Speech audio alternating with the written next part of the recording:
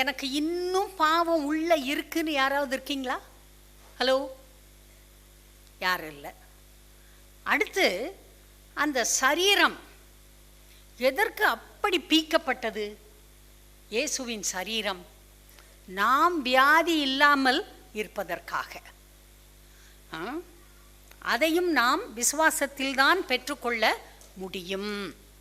எத்தனை பேர் வியாதி இல்லாமல் இருக்கீங்க? ஓகே. எத்தனை பேர் வியாதியோடு இருக்கீங்க? கை தூக்குங்க. ஐயோ,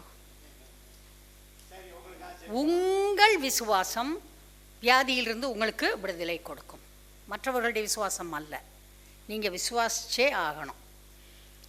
திரும்பவும் நான் கேட்குறேன், எத்தனை பேர் வியாதியாக இருக்கீங்க? ஏய், விசுவாசிப்பா, விசுவாசிக்கணும். எனக்கு வியாதி இல்லைன்னு சொல்லணும். சொல்லுங்க, நீங்கள் சத்தமாக சொல்லுங்க.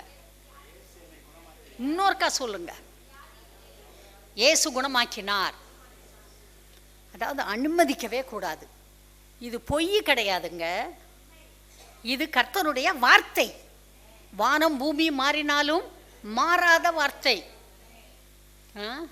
நான் தினம் எந்திரிச்சு சொல்கிறேன், நான் நல்லா இருக்கேன், நான் சுகமாக இருக்கேன், நான் நீதிமான், எனக்கு ஒரு கேடும் இல்லை சொல்லிக்கிட்டே தான் இருக்கேன். எப்போ எல்லாம் டைம் கிடைக்குமோ அப்போ எல்லாம் அந்த வார்த்தைகளை சொல்லிக்கிட்டே தான் இருக்கிறது. ஹல்லேலூயா. கர்த்தருடைய பிள்ளைய வார்த்தையை சொல்லுங்க. சரி, நாம் இப்போது கர்த்தருடைய வார்த்தைப்படி ஏன் நாம் வாழ வேண்டும் என்கிற தலைப்பிலே இதுவரைக்கும் 4 பிரசங்கம் பண்ணிட்டேன். இன்னும் ஒரு 4 பிரசங்கம் இதே தலைப்பு தான்.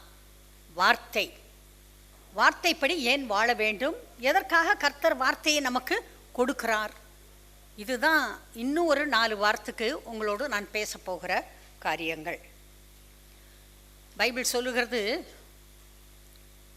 கர்த்தரும் வார்த்தையும் ஒன்று. ஆதியிலே வார்த்தை இருந்தது, அந்த வார்த்தை தேவனாய் இருந்தது.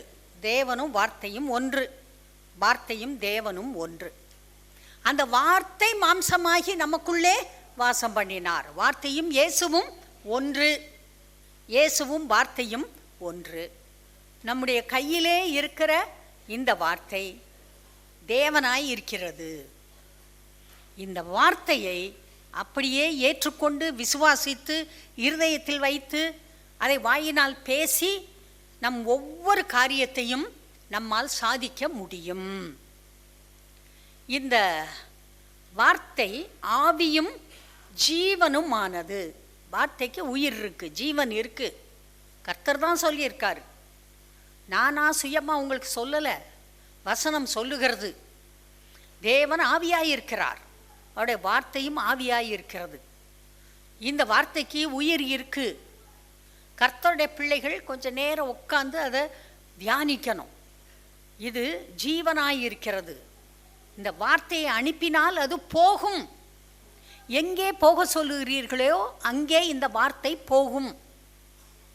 அது செய்ய வேண்டிய வேலையை செய்யும்.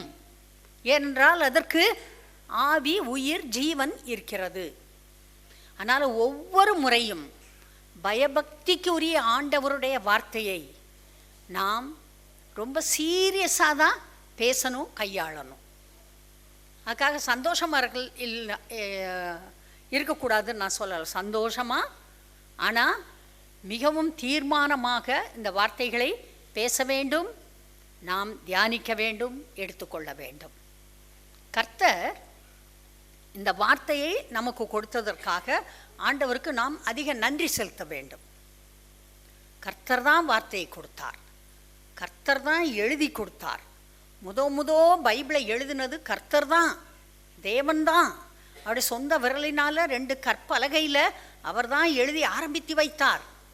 அவர் தான் அதற்கு பிறகு மோசேயிடம் சொல்லி இதை புத்தகமாக எழுத சொன்னார். அவன் 5 புத்தகங்களை எழுதி வைத்தான்.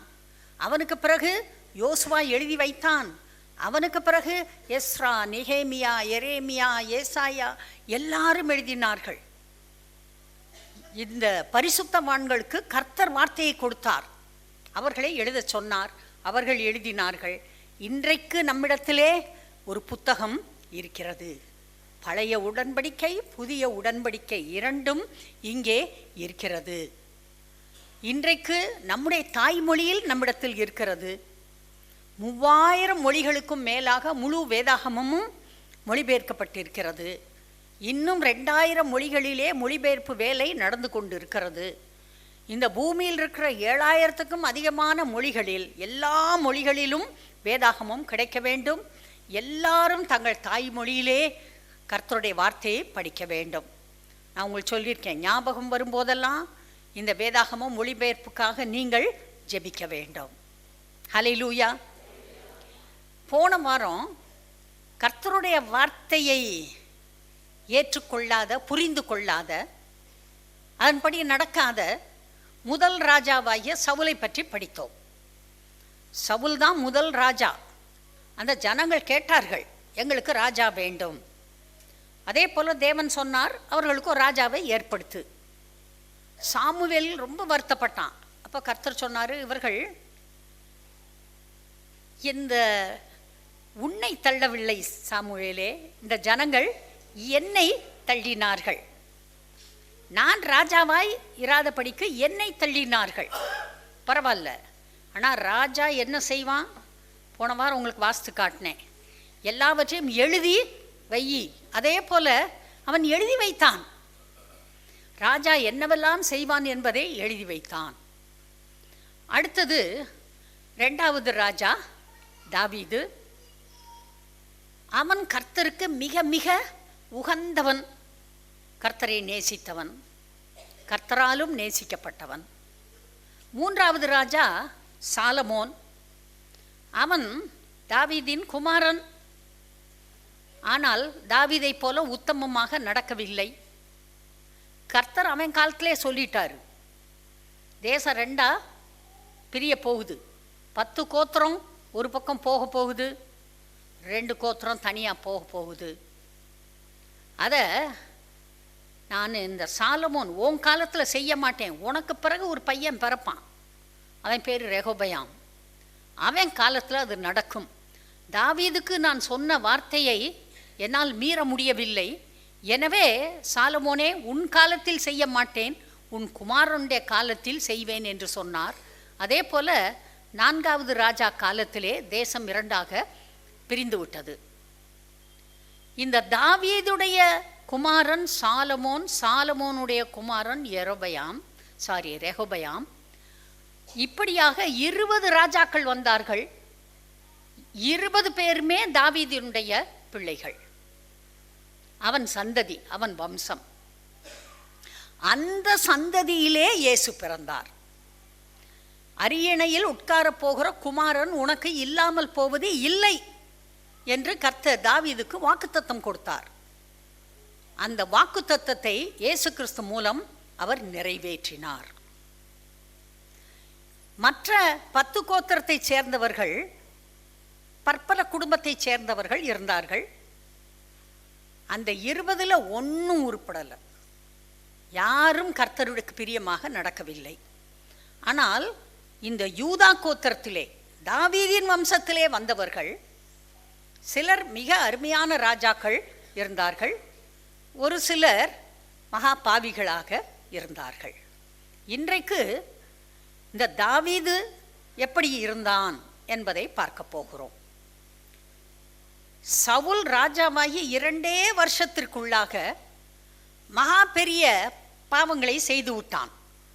கர்த்தர்தான் அவனை ராஜாவாக்கினார், கர்த்தர்தான் தெரிந்தெடுத்தார். ஆனால் அவன் கர்த்தருக்கு பிரியமானவனாக வாழவில்லை.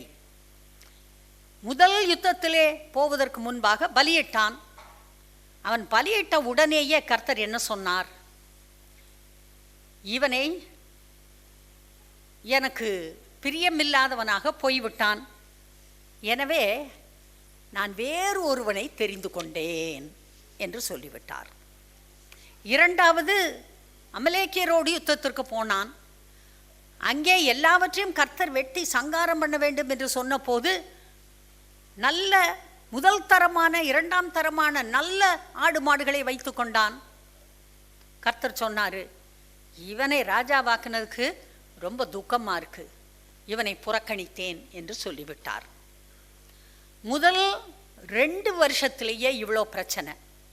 அதற்கு பிறகு 38 வருஷம் பாவியாகவே இந்த சவுல் வாழ்ந்தான். கடைசியில் குறி கேட்க போனான். ஒரு வாளை நட்டு அதில் விழுந்து தற்கொலை பண்ணுறதுக்கு போனான். முடிவிலே ஒரு அமலேக்கேன் அவனை கொன்று போட்டான். ஆனால் இந்த 38 வருடங்களிலே கர்த்தர் வேறு ஒருவனை தெரிந்தெடுத்தார். அதுதான் தாவீது. அவனுக்கு வேண்டிய எல்லா ட்ரைனிங், பயிற்சி கொடுப்பதற்காக அவனை அரண்மனைக்கு கூட்டிக் கொண்டு வந்தார். சவுலுக்கு அப்போதப்போது அஸ்தாவி பிடித்து கொள்ளும்.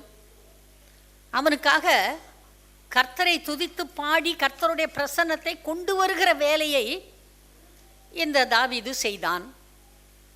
அப்படியாக இருந்து கடைசியில் அவனுக்கே மருமகனாகி அவன் மரித்ததற்கு பின்பு அரியணையில் ஏறி உட்காருகிறான். இப்போது தாவீதை பற்றி நாம் பார்க்கலாம். இவன் ஒரு அருமையான ராஜா தாவீது. அன்றிலிருந்து இன்று வரை நாம் தாவீதுடைய பெயரை சொல்லிக்கொண்டே இருக்கிறோம். இவனுடைய சந்ததியில் இயேசு கிறிஸ்து பிறந்தார். அது ஒரு பெரிய பெரிய ஆசீர்வாதம். எத்தனையோ ஜனங்கள் இருக்கும்போது இவனுடைய சந்ததியை கர்த்தர் தெரிந்தெடுத்தார். இயேசு தாவீதின் குமாரன் என்று அழைக்கப்பட்டார். இந்த மனிதன் எப்போதும் கர்த்தருக்கு கீழ்ப்படிந்து நடப்பான். கீழ்ப்படிதல் அதிகம் உள்ள மனிதன் இந்த தாவீது. சவுலுக்கு பதிலாக தாவீதை கர்த்தர் தெரிந்தெடுத்தார். அவர் அவனை தேடி போனார். தாவீது எனக்கு ராஜ பதவி வேணும், நான் பெரிய ஆளாகணும், நான் அரியணையில் உட்காரணும் அப்படிலாம் அவன் ஒரு நாளும் கனவும் கண்டதில்லை, கேட்டதும் இல்லை, பேசினதும் இல்லை. அவன் பாவம் போல ஆடுகளை மேய்த்து கொண்டு வனாந்தரத்திலே இருக்கிறான். அவனை தேடி கர்த்தர் போகிறார். கர்த்தர் சொல்கிறாரு, சாமுவேலே நீ புறப்பட்டு போ, பெத்லஹேமுக்கு போ. பெத்லஹேம்னா உங்களுக்கு முதல்ல ஞாபகத்துக்கு வர்றது யாரு? இயேசு கிறிஸ்து. அவர் பிறந்த ஊர் இல்லையா? அந்த ஊருக்கு போ. அங்கே ஈசாயின் குமாரரில் ஒருவனை தெரிந்து கொண்டேன், நீ எனக்காக அவனை ராஜாவாக்க வேண்டும். அதே போல் சாமுவேல் போகிறாரு. சாமுவேல் போய் ஊருக்குள்ளே நுழைஞ்ச உடனே மூப்பர்கள் எல்லாரும் தத்தளிப்போட வர்றாங்க. ஐயோ சாமுவேல் வந்துட்டாரு, நல்ல செய்தியோ கெட்ட செய்தியோ பயமாக இருக்குது, தத்தளிப்போடு வருகிறார்கள். நான் சொல்கிறேன் எல்லாம் சுக செய்தி தான். பலியிட வந்தேன். இந்த ஈசாயையும் அவனுடைய குமாரரையும் நீங்கள் இந்த பலி விருந்துக்கு அழைக்க வேண்டும். எல்லாரும் கேட்குறாங்க, என்னமோ நடக்க போகுது ஈசாயி வீட்டில், எதிர்பார்ப்போடு இருக்காங்க. அதே போல் அழைத்தார்கள். வரிசையாக ஒவ்வொருவராக வருகிறான்.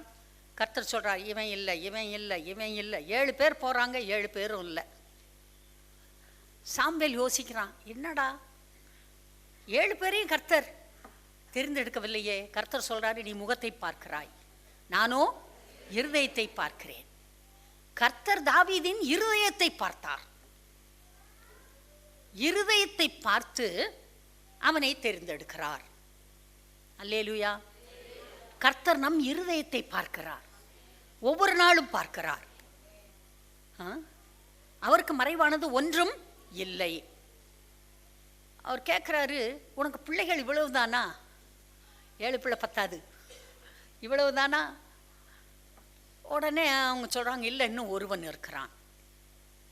இன்னும் ஒருவன் இருக்கிறான்னு சொல்கிறியே, அவனை கூட்டிகிட்டு வர வேண்டாமா? பிள்ளைகளை கூட்டிக் கொண்டு வா என்று சாமுவேல் சொல்லியாச்சு. அப்பா அதை பற்றி கவலைப்படலை. அந்த 7 பேர் நின்னான்களே, 7 தடியன்க, 7 பேரும் அப்பா தாவீதை கூப்பிடலையே, ஒருத்தர் கூட சொல்லலை. சரி, அந்த 7 பேர் சொல்ல, அவனை பெத்த அம்மா இருப்பாள்ல, ஏண்டா என் பிள்ளைய விட்டுட்டீங்க, கடைசி பிள்ளை கூப்பிடுங்கடா. அந்த அம்மாவும் சொல்லலை, அதுவும் சொல்லலை. சரி, அந்த ஊர் மூப்பர்கள் தத்தளிப்போட வந்தாங்கள்ல, அவங்க சொல்லியிருக்கலாம்ல, என்னடா ஒருத்தனை விட்டுட்டு வர்ற ஈசாய், அவனையும் கூப்பிடுன்னு சொல்லியிருக்கலாம்ல. ஒருத்தரும் நினைக்கல. யாரும் எதிர்பார்க்காத மனிதனை கர்த்தர் தெரிந்தெடுத்தார். ஹல்லேலூயா. உங்களை யாருமே பார்க்க மாட்டேன்றாங்களா? உங்களை கூப்பிட மாட்டேன்றாங்களா? உங்களை ஒரு ஆளுன்னு நினைக்க மாட்டேன்றாங்களா? கவலைப்படாதீங்க, கர்த்தர் பார்த்து கொண்டு இருக்கிறார். கர்த்தர் உங்களை பெயர் சொல்லி அழைத்திருக்கிறார். இல்லைன்னா நீங்க இங்கே உட்கார்ந்துருக்க மாட்டீங்க. ஹல்லேலூயா. அவனுடைய இருதயத்தை கர்த்தர் பார்த்தார். அவனுடைய ஊருக்கு அவர் போனார். அவனை கூப்பிடுகிறார். அதே போல் அவனை போய் கூட்டிகிட்டு வர சொன்னாங்க. ஓடி போய் கூப்பிட்டு வர்றாங்க. எங்கள் தாத்தா, எங்கள் அப்பாவை பெற்ற தாத்தா ஆடு மேய்ச்சிட்டு இருந்தாராம் காட்டில். அப்போ ஒரு ஆள் அனுப்புனாங்களாம். துரசாமி வாடா, உனக்கு கல்யாணம் இன்னைக்கு. Can you imagine? கற்பனை பண்ண முடியுதா? எங்கள் வீட்டில் இது ஒரு பெரிய சிரிப்பான கதை. கூட்டு வந்து உனக்கு புது வேஷ்டி புது துண்டு இருந்தா கல்யாணம். பாருங்க, இவனை கூட்டிகிட்டு வர்றாங்க. கூட்டிகிட்டு வந்த உடனே கர்த்தர் பார்க்குறாரு. அவன் எப்படி இருந்தான்? அழகிய கண்கள், அழகிய ரூபம் இல்லையா, சிவந்த மேனி, ஹேண்ட்ஸம் பாய். அவன் ஒரு ஹேண்ட்ஸம் மேன், நல்லா பார்க்கறதுக்கு திடகாத்திரமான அப்படிப்பட்ட ஒரு ஆள். அவனை சகோதரர் மத்தியிலே கர்த்தர் அபிஷேகம் பண்ணினார். சொல்லலாம், சகோதரர் மத்தியிலே தாவீதை கர்த்தர் அபிஷேகம் பண்ணினார். எல்லார் மத்தியிலும் நான் அபிஷேகம் பண்ணப்பட்டிருக்கிறேன். பரிசுத்த ஆவியானவர் என் மேல் இருக்கிறார். அபிஷேகம் பண்ணப்பட்ட உடனேயே கர்த்தருடைய ஆவியானவர் அவனுக்குள் வந்தார், அவனோடு தங்கி இருந்தார். பைபிள் அப்படி தான் சொல்லுது.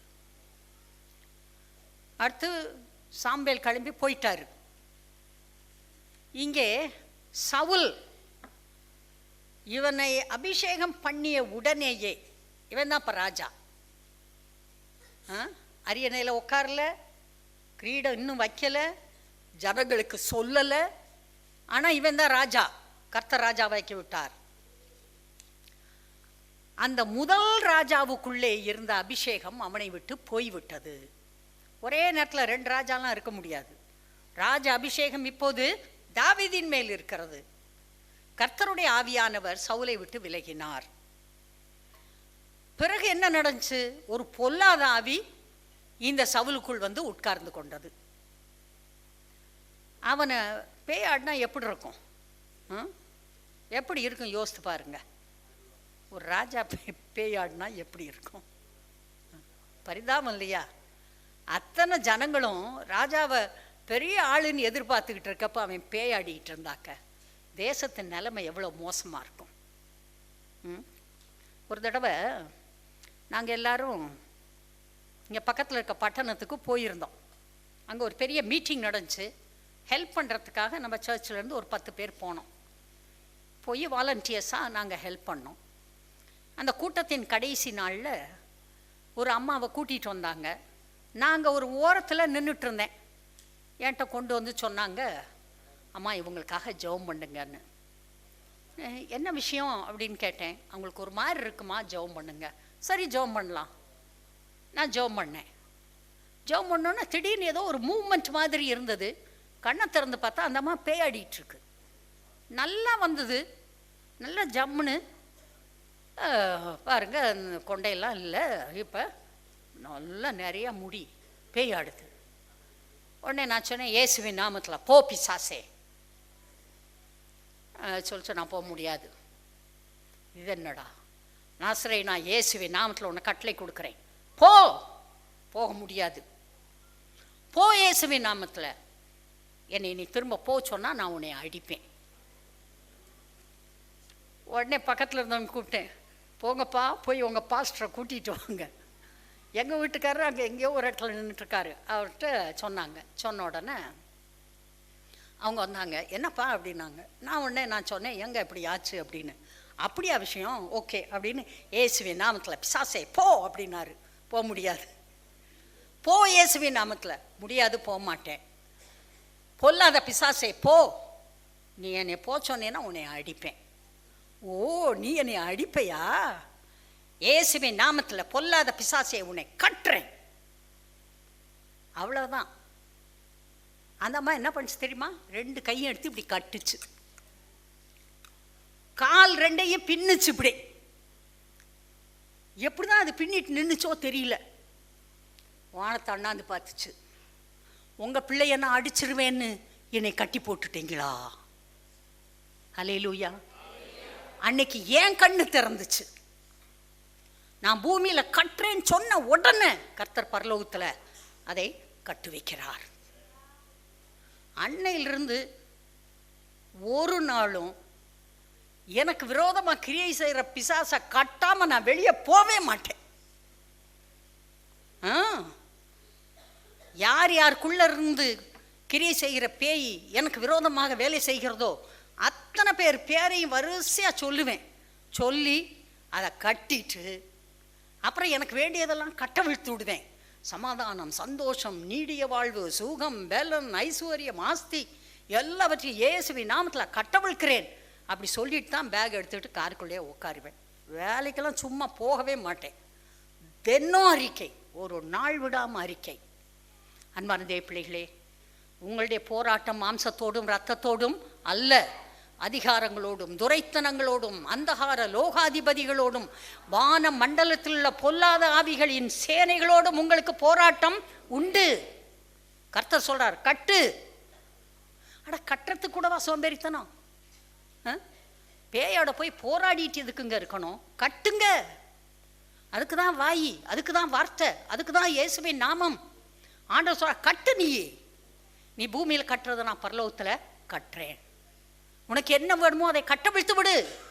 என்றால் பிசாசு அது உன்னிடத்துல வரக்கூடாதபடிக்கு அதை கட்டி போட்டு வைத்திருக்கிறான். கட்டவிழ்த்து விடு.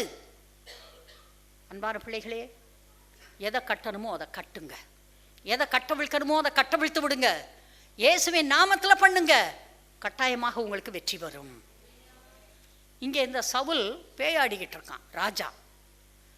எல்லாரும் பார்க்குறாங்க, இப்படியே இருந்தாக்க ஒன்றும் ராஜாங்கம் நல்லா இருக்காது. இந்த ராஜாவுக்கு விடுதலை வேணும். அங்கே இருக்கவங்க சிலர் ஆலோசனை சொல்கிறாங்க, இந்த ஊரில் தேடி பாருங்க, யாராவது சுரமண்டலம் வாசிக்கிறவர்கள் இருந்தால் கூட்டிகிட்டு வாங்க. அவங்க வந்து சுரமண்டலத்தை வாசித்து அவர்கள் பாடலை பாடி கர்த்தரை துதிக்கட்டும். அப்போ இந்த பிசாசு போகும். அதே போல் போய் தேடுறதுக்கு ஏற்பாடு பண்ணுறாங்க. அங்கே பார்த்தா ஒரு ஆள் இருக்கான். அவன் சொல்கிறான், நான் ஈசாயின் பெத்லகேமியனாகிய ஈசாயின் குமாரன் ஒருவனை கண்டிருக்கிறேன். 1 சாமுவேல் 16:18 இருக்கு. அவன் வாசிப்பதில் தேறினவன். அதான் ஹார்ப் அல்லது சுரமண்டலம் வாசிப்பதில் தேறினவன். அவன் பராக்கிரமசாலி.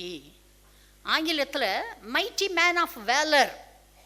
He is a mighty man.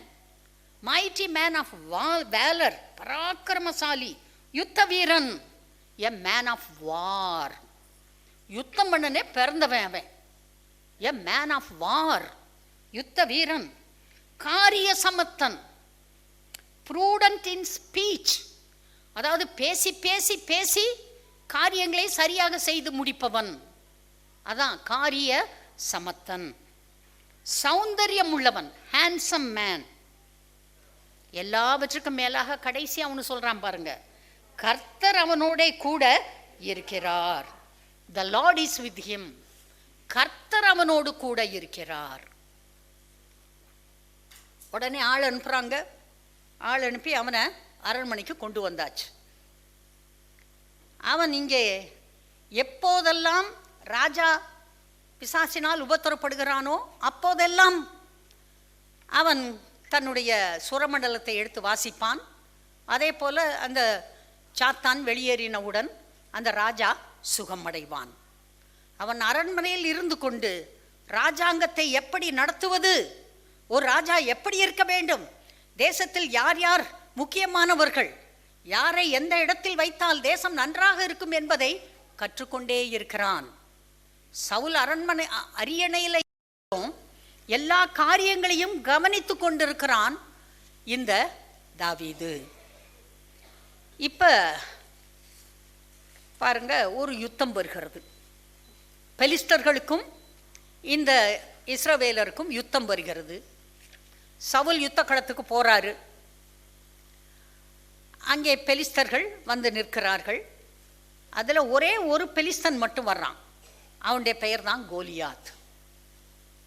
அவன் ஒரு அரக்கன்.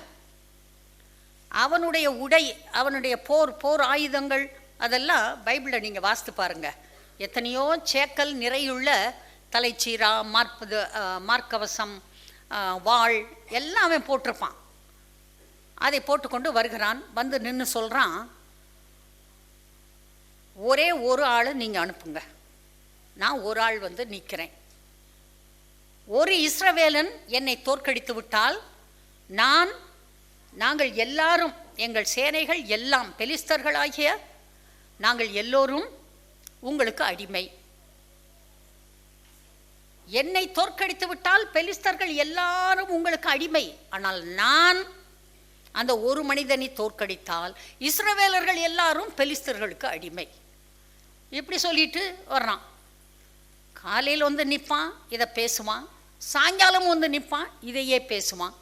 கடைசியில் சொல்லுவான், நான் இன்றைக்கு இஸ்ரவேலின் சேனையை நிந்தித்தேன், இஸ்ரவேலின் சேனையை நிந்தித்தேன். சிரிச்சிட்டு போயிடுவான். 40 நாள் இதே போல வர்றான், நிற்கிறான், பேசுகிறான், போகிறான். அவனுடைய வார்த்தையை கேட்டவுடன் இஸ்ரவேல் ஜனங்கள், யுத்த வீரர்கள், ராஜா எல்லாருக்கும் கைகாலெலாம் நடுங்குது. எல்லாரும் அவங்கவுங்க கூடாரத்திற்கு ஓடி போய் விடுவார்கள். அப்போ தான் தாவீதுடைய அண்ணன்மார் 3 பேர் வந்திருக்காங்க யுத்தம் பண்ண, வீராதி வீரர்கள். அப்பா சொல்கிறாரு, உங்கள் அண்ணன் 3 பேர் யுத்தத்துக்கு போயிருக்கான், போய் பார்த்துட்டு நலம் விசாரித்து கொண்டு அடையாளம் வாங்கிட்டு வா. அவங்க யுத்தத்தில் செத்துட்டானோ என்னமோ தெரில, அடையாளம் ஏதாவது அவன்கிட்ட இருந்து ஒவ்வொருத்தருந்து வாங்கிட்டு வா.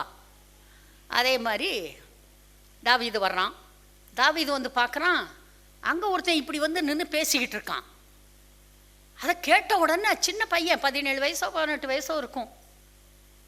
அவன் பாருங்க, அவனுக்கு கேட்ட உடனே அவனுக்கு ஒரே ஆச்சரியம். அவன் என்ன சொல்கிறான், என்ன அது, ஒரு விருத்த சேதனம் இல்லாத இந்த பெலிஸ்தன் இப்படி பேசுகிறான், இவனை பார்த்து நீங்கள் எல்லாரும் இப்படி பயப்படுறீங்களே அப்படின்னு அவன் சொல்கிறான் பாருங்க. உடனே ராஜா கிட்ட செய்தி போயிடுச்சு. ராஜா வந்து கூப்பிட்டு விடுறாரு. கூப்பிட்டுட்டு கேட்குறாரு, என்னப்பா அப்படின்னு. அவன் சொல்கிறான், ஐயா என்கிட்ட ஆடுகள் இருக்குது, நாட்டு மேய்ப்பன். ஒரு விசை ஒரு கரடி, ஒரு விசை ஒரு சிங்கம் வந்து என்னுடைய ஆட்டை பிடித்து கொண்டு போனது. நான் போய் 2ஐயும் அடித்து கொன்றுவிட்டு என்னுடைய ஆடுகளை காப்பாற்றி கொண்டேன். இந்த விருத்த சேதனம் இல்லாத பெலிஸ்தியனும் அந்த மிருகங்களில் ஒன்றை போல இருப்பான். இஸ்ரவேலின் தேவனுடைய சேனைகளை இவன் நிந்தித்தானே, விருத்த சேதனம் இல்லாத இந்த பெலிஸ்தன் எம்மாத்திரம். ராஜா பார்க்குறாரு, தம்பி நீ சின்ன பிள்ளை, நல்லா உணர்ச்சி வசப்பட்டு பேசுகிற, ஆனால் அவன் யுத்த வீரன், பிறந்ததுலேருந்தே யுத்தம் பண்ணிக்கிட்டு இருக்கான், நீ விட்டுருப்பா. சொல்கிறான், இல்லை என்னை அனுப்புங்க, நீங்கள் வேற சொல்லிட்டீங்க ஜெயிக்கிறவனுக்கு பொண்ணு கொடுக்கறதா, எனக்கும் உங்களுக்கு மருமகனாகிறது விருப்பம், பரவாயில்ல நான் போகிறேன். உடனே அவன் தன்னுடைய தலைச்சீரா, மார்க்கவசம் எல்லாத்தையும் கழட்டி கொடுத்து போடுப்பா. அவன் எல்லாத்தையும் போடுறான். போட்டுட்டு கொஞ்சம் நடந்து பார்க்குறான். இந்த அப்பியாசம் நமக்கு ஒத்து வராது, எல்லாத்தையும் கழட்டி வச்சுட்டான். கழட்டி வச்சுட்டு போகிறான். போய் அங்கே ஒரு சின்ன ஓடை ஓடுது. நான் கூட அந்த ஓடையில் போய் ஒரு கல் எடுத்துகிட்டு தான் வந்தேன். ஏதாவது கோலியாத் வரட்டும், கல் வச்சுருக்கேன், விட்டு எரிய வேண்டியதான். அவன் கவனம் எடுத்தான், கல் எடுத்துட்டு அடைப்பை பையில் போட்டுட்டு போகிறான். ஒரு தடி கையில் வச்சுருக்கான். அவனுக்கு அவ்வளோ கோபம். ஏண்டா, நான் எவ்வளோ பெரிய ஆள், நான் எப்படி இருக்கேன், தடியையும் கல்லையும் எடுத்துகிட்டு வரேன், நான் என்னடா நாயா? அவன் கேட்குறான், ஆமாம் நான் நிச்சயமாக இன்றைக்கி உன்னை அவன் சொல்கிறான், இவனை கேவலப்படுத்தி பேசுகிறான். நீ வா, உன்னை கொன்று உன்னை இன்றைக்கி நான் என்ன செய்கிறேன் பாரு. அவன் பேசுகிறான்,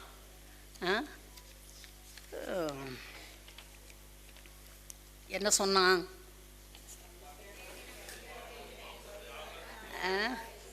கோலியாத் தாவீதை அசட்டை பண்ணினான்.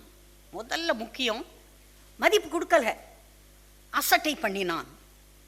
தாவீதை சபித்தான். அவன் தன்னுடைய தேவர்களை கொண்டு இவனை சபித்தான். பயமுறுத்தி பேசினான். உன்னை கொல்றனா இல்லையா பாரு, உன் தலையை வெட்டி உன் மாம்சத்தை ஆகாயத்த பறவைகளுக்கு நீ கொடுக்கறனா இல்லையா பாரு. இதை எல்லாம் தாவீது யார் என்பதை அறியாமல் அந்த பெலிஸ்தன் பேசி கொண்டிருக்கிறான். இவன் தன்னுடைய மாம்ச பலத்தால் யுத்தம் செய்ய வந்தவன். இவன் நினைக்கிறான், பாருங்க எவ்வளோ ஸ்ட்ராங், நான் என்னால் முடியாதா அப்படி பேசுகிறான். ஆனால் தாவீது அப்படி இல்லை. அவன் சிங்கத்தையும் கரடியையும் நான் கொன்றேன், விருத்த சேதனம் இல்லாத பெலிஸ்தனும் அவைகளில் ஒன்றை போல் இருப்பான், அவன் ஜீவனுள்ள தேவனுடைய சேனைகளை நிந்தித்தானே. அப்படி அவன் பேசிட்டு வர்றான். கடைசியில் பாருங்க, கர்த்தருடைய நாமத்தில் அவன் அந்த சின்ன கல்லை விட்டு எரிஞ்சான். உடனே அவன் கீழே விழுந்துட்டான். அந்த சின்ன கல் இவனுடைய விசுவாசம், இவனுடைய நம்பிக்கை, இவன் கர்த்தரை தன்னுடைய முழு பலனாக ஏற்றுக்கொண்டது. அவன் அங்கே கீழே விழுந்தான். இவன் ஓடி போய் அவன் தலையை வெட்டி அவனுடைய பட்டயத்தையே எடுத்து வெட்டி அந்த தலையை தூக்கிட்டு எருசலேம் வரைக்கும் நடந்து போனான். அதை பார்த்த பெண்கள் எப்படி பாடினாங்க? சவுல் கொன்றது 1000, தாவீது கொன்றது 10000. அல்லேலூயா. உங்களுக்கு விரோதமாக ஏதாவது கோலியாத் வந்திருக்கானா? உங்களை வீழ்த்த விரும்புகிறானா? உங்கள் பொருளாதாரத்தை, உங்களுடைய குடும்ப வாழ்க்கையை, உங்களுடைய சமாதானத்தை, சந்தோஷத்தை, உங்களுடைய ஊழியத்தை, உங்களுடைய நற்குணங்களை, உங்களுடைய தொழிலை வீழ்த்துவதற்கு கோலியாத் போல, ஒரு அரக்கனை போல எந்த பிசாசாவது வந்து வேலை செய்கிறானா? நீங்க சொல்லணும், இஸ்ரவேலின் தேவனாகிய சேனைகளுடைய கர்த்தருடைய நாமத்திலே நான் வருகிறேன் சொல்லணும். நான் ரட்சிக்கப்பட்ட பிள்ளை, தேவனுடைய பிள்ளை, இயேசுனுடைய ஆண்டவர், எனக்காக மரித்து உயிர்த்தவர், எனக்காக பிதாவுடைய வலது பார்சத்தில் உட்கார்ந்து பரிந்து பேசி கொண்டிருக்கிறவர் சொல்லணும். அன்பானவர்களே, கர்த்தர் உங்களுக்கு வல்லமை கொடுத்திருக்கிறார், அதிகாரம் கொடுத்திருக்கிறார், அவருடைய நாமத்தை கொடுத்திருக்கிறார், அவருடைய ரத்தத்தை கொடுத்திருக்கிறார், வாக்குத்தத்தங்களை கொடுத்திருக்கிறார். நீங்கள் தேவனுடைய பிள்ளைகளாய் இருக்கிறீர்கள், நீங்கள் பரிசுத்தவான்களாய் இருக்கிறீர்கள், உங்களால் எல்லாம் கூடும். ஹல்லேலூயா. கடைசியில் அந்த அம்மா அப்படி கையை கட்டிட்டு நின்றுச்சுல, நின்ன வேகத்தில் பிசாசே போ அப்படின்னு உடனே எனக்கு ரொம்ப தைரியம் வந்துருச்சு. ஏசு நாமத்தில் போ. அப்புறம் அதெல்லாம் கீழே விழுந்துச்சு, உருண்டுச்சு, பிசாசெல்லாம் போயிடுச்சு. பாவம் எந்திரிச்சு அந்த அம்மா கொண்டையை போட்டுட்டு நல்லா நின்னாங்க. உங்களுக்கு விரோதமாக பிசாசு எந்த ரூபத்தில் வந்தாலும் சரி, உங்கள் ஊழியத்துக்கு விரோதமாய், உங்களுடைய விசுவாசத்திற்கு விரோதமாய் சாத்தான் வந்து கிரியை செய்ய முயற்சிக்கும் போது, கர்த்தருடைய பிள்ளைகள் நீங்கள் தைரியமாய் இருக்க வேண்டும். நீங்கள் எதிர்த்து நிற்க வேண்டும், வார்த்தையை பேச வேண்டும். நிச்சயமாக உங்களுக்கு ஜெயம் உண்டு. ஆண்டவர் பரலோகத்துக்கு ஏறி போகிறதுக்கு முன்னாடி, ஏப்பா பேதுரு இங்கே வா, ஏப்பா யோவான் இங்கே வா, நான் உங்களுக்கு சொல்ல வேண்டிய சில முக்கியமான காரியங்கள் இருக்குது, இதெல்லாம் சொல்லிட்டு நான் போகணும் அப்படி சொன்னாரா? அதெல்லாம் ஒன்றும் சொல்லலை. அவர் என்ன சொன்னார்? விசுவாசிக்கிறவர்களால் நடக்கும் அடையாளங்களாம் என் நாமத்தினாலே. கர்த்தர் சொல்லிட்டு போயிருக்காரு, என் நாமத்தினாலே நீங்கள் பிசாசுகளை துரத்துவீர்கள், சர்ப்பங்களை எடுப்பீர்கள், நவமான பாஷைகளை பேசுவீர்கள், சாவுக்கு எதுவான யாதொன்றை புசித்தாலும் அது உங்களை சேதப்படுத்த மாட்டாது, வியாதியஸ்தர் மேல் கரங்களை வைப்பீர்கள், அப்பொழுது அவர்கள் சொஸ்தமாவார்கள். உங்களுக்கு கர்த்தர் கொடுத்து போயிருக்கிறார். நாம் இந்த வரங்களை உபயோகப்படுத்த வேண்டும். நாம் பேச வேண்டும். நாம் பேசினால் நடக்கும். ஆனால் அதற்கு முன்பாக நாம் செய்ய வேண்டிய பல தியாகங்கள் உண்டு. ஹலோ, சும்மா லேசா எல்லாம் நடந்துராது. உட்காந்து 2 மணி நேரம் 3 மணி நேரம் பைபிளை வாசிக்கணும். நேரத்தை பெரிய தியாகம். மற்ற பிடித்தமான இன்பமான காரியங்களை ஒதுக்கி வைத்து விட்டு உட்காரணும். ஒரு 2-3 மணி நேரம் ஒவ்வொரு நாளும். அப்புறம் சில மணி நேரங்கள் ஜெபிக்க வேண்டும். சில மணி நேரங்கள் அறிக்கை செய்ய வேண்டும். பல மணி நேரங்கள் ஒவ்வொரு நாளும் கர்த்தருடைய பாதத்திலே உட்கார்ந்து அவரோடு ஐக்கியம் வைத்து அந்நிய பாஷை பேசி தன்னுடைய ஊழியத்தை செய்த ஊழியக்காரர்கள் எல்லாருமே மிகுந்த வெற்றியோடு ஊழியத்தை செய்திருக்கிறார்கள். உள்ளத்தில் தேவையில்லாத காரியங்களை வைத்துக்கொண்டு புலம்பிக் கொண்டு அழுது கொண்டு உள்ளே ஒன்று வெளியே ஒன்று அப்படி ஒரு வாழ்க்கை, 2 வாழ்க்கை வாழ்ந்து கொண்டு அதெல்லாம் நடக்காது. பாருங்க, கர்த்தருடைய ஊழியத்தை வெற்றியோடு செய்ய முடியாது. கர்த்தருடைய பிள்ளைகளே, கேத்ரின் கூல்மேன்ற ஒரு லேடி, பெரிய ஊழியத்தை செய்த ஒரு பெண். வயசெல்லாம் ரொம்ப இல்லை, சின்ன வயசு தான். அவங்க கொஞ்சம் ஊழியம் செய்கிறப்ப யாரோ ஒரு மனுஷன், நல்ல மனுஷன் மாதிரி வந்திருக்காரு, கல்யாணம் பண்ணிட்டாங்க. கல்யாணம் பண்ணி கொஞ்ச நாளில் தெரிஞ்சு போச்சு இந்த ஆளுக்கும் ஊழியத்துக்கும் சம்பந்தம் இல்லை, இது ஏதோ பெரிய பிரச்சனை அப்படின்னு சொல்லிட்டு கடைசியில் விவாகரத்து பெற்று வெளியே வந்தாங்க. வந்து கர்த்தருடைய பாதத்தில் உட்காந்தாங்க. உட்காந்து ஒரு 4 செவத்துக்குள்ளே 6 மாதம் உள்ளவே இருந்தாங்களாங்க. அவங்கள பற்றி வாசித்து பார்த்தேன். வெளியவே வரலையாம். யாரா சாப்பாடு அப்படி உள்ளே அனுப்புவாங்க. அந்த அம்மா for 6 months all the time she spent only in reading the Bible and praying and getting filled in the Holy Spirit. பைபிளை வாசிக்க, ஜெபம் பண்ண, பரிசுத்த ஆவியில் நிறைய இப்படியே இருந்தாங்களாம். 6 மாதம் கழித்து வெளியே வந்ததுக்கு பிறகு ஒரு பெரிய இரும்பு பெண்ணாக வெளியே வந்தாள். பெரிய பெரிய வல்லமையான காரியங்களை கர்த்தர் அந்த பெண் மூலமாக செய்தார். இந்த தாவீது பாருங்க, சின்ன பையன் மாதிரி போனான், ஆனால் பெரிய காரியங்களை செய்தான். என்ன தெரியுமா? கர்த்தர், எல்லாவற்றிற்கும் கர்த்தர் கர்த்தர் கர்த்தர் கர்த்தர் அப்படியே தான் அவன் சொல்லிட்டு இருப்பான். அடுத்த பிரசங்கத்தில் அவன் எப்படி எந்தெந்த காரியத்துக்கு கர்த்தரை முன்னால் கொண்டு வந்து வைத்தான், எப்படி கர்த்தரை பற்றி பேசினான், அதை பார்க்க போகிறோம்.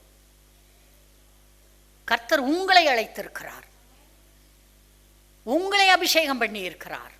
நீங்கள் கர்த்தருக்கு வேண்டும். அவருடைய வேலையை செய்வதற்காக அவர் நம்மை அழைத்திருக்கிறார். தாவீதை அழைத்தார், அபிஷேகம் பண்ணினார். அவருடைய வேலையை செய்வதற்கு அவர் இருந்து செய்ய வேண்டிய இடத்திலே இவன் நின்று அவருடைய வேலையை செய்ய வேண்டும். அவன் தேவனுடைய யுத்தங்களை நடத்தினவன் என்று வாசிக்கிறோம். அவன் கர்த்தரை தேடின மனிதன். அந்த உடன்படிக்கை பெட்டி கீரியாத் யாரீம் என்ற ஊரிலே இருக்கிறது.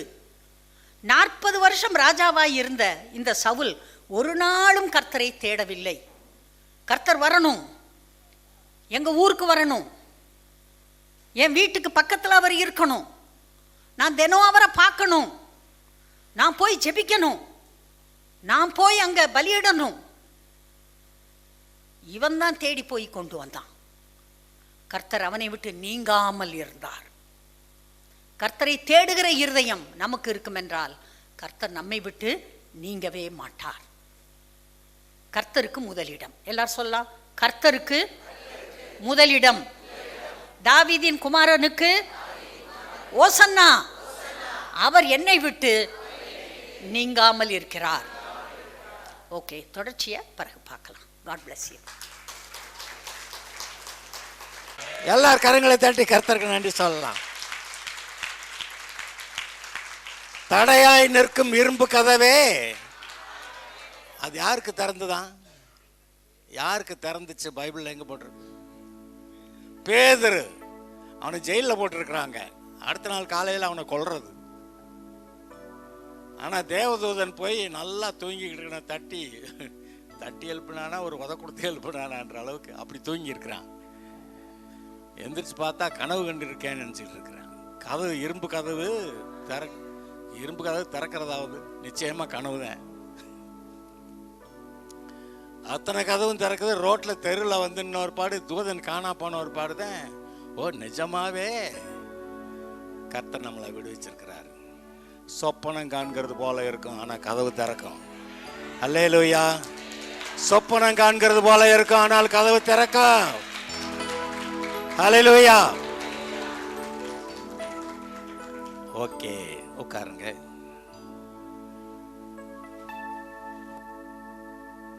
மாதிரி தோன்றுகிற சத்தியங்கள், பொய்கள் போல தோன்றுகிற சத்தியங்கள். கொஞ்ச நாட்களுக்கு முன்னாடி நான் சொல்லுவேன், பாவமில்லாத பாவங்கள். ரெண்டுமே விளங்கலையா? அதை நான் விளங்க வைக்கணும். பாவம் இல்லாத பாவங்கள், உண்மை இல்லாதது போல தோன்றுகிற சத்தியங்கள். எழுதி வச்சுக்கோங்க. பாவம் இல்லாத பாவங்கள், உண்மை இல்லாதது போல தோன்றுகிற சத்தியங்கள். இது உண்மையிலேயே நமக்கு விளங்கிட்டா கர்த்தருடைய வார்த்தையை உறுதியாக விசுவாசித்து அவர் நமக்கு வைத்திருக்கிற நன்மைகளை நாம் சுதந்திரிக்க முடியும். நாம் தேவனை மூளை அறிவிலே அதிகமாய் அறிந்திருக்கிறோம். இப்போ என்னை விட்டால் பைபிளில் எங்கேயும் சுற்றி இங்கே வசனம் அங்கே வசனம் வரிசையாக சொல்லிகிட்டே இருப்பேன். ஆனால் அது விசுவாசமாக மாறுறதுக்கு இருதயத்தின் ஆழத்தில் சந்தேகப்படாமல் விசுவாசிக்கிறதுக்கு அதுக்கு ரொம்ப நம்ம பிரயாசப்பட வேண்டி இருக்கு. அவர் சொல்கிறார், எவனாயிலும், யார் வேணாலும்ப்பா, எவனாயிலும் இந்த மலையை பார்த்து பேர்ந்து போன்னு சொல்லிக்கிட்டா, ஆனால் சந்தேகப்படாமல் விசுவாசிக்கணும். ஒரே கண்டிஷன் அதான். சந்தேகப்படாமல் விசுவாசித்தால் அவன் சொன்னபடியே ஜெபமெல்லாம் பண்ண வேண்டாமா? பண்ண வேண்டாம் நான் சொல்லலை.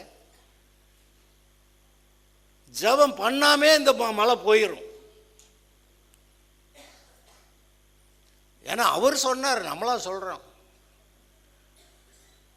எவனாயில் இந்த மலையை பார்த்து நீ பெயர்ந்து சமுத்திரத்தில் தள்ளுண்டு போய் என்று சொல்லி தன்னுடைய இருதயத்திலே சந்தேகப்படாமல் விசுவாசித்தால் அது ஒண்ணுதான் அவர் கேட்கிறாரு. விசுவாசித்தால் அவன் சொன்னபடியே ஆகும். ஜெபித்து காரியங்களை பெற்றுக்கொள்றது உண்டு, ஆனால் ஜெபிக்காமே காரியங்கள் நடக்கவும் செய்யுது.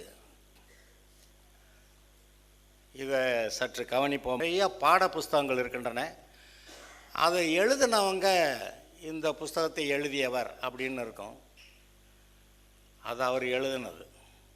ஆனால் இந்த பைபிள் கர்த்தர் எழுதினது. இது கர்த்தருடைய வார்த்தை. இதில் என்ன நம்ம கவனிக்க வேண்டியிருக்கு, மற்ற உலகத்தில் இருக்க எல்லா மனிதர்கள் பேசுகிற வார்த்தைகளை காட்டிலும் கர்த்தருடைய வார்த்தை மேன்மையானது, கர்த்தருடைய வார்த்தை உண்மையானது, கர்த்தருடைய வார்த்தை சத்தியம், அது மாறாது. ஆதலால் உலகத்திலே இந்த கர்த்தருடைய வார்த்தைக்கு எதிராய் சொல்லப்படுகிற எல்லா வார்த்தைகளையும் நாம் நிராகரிக்கலாம்.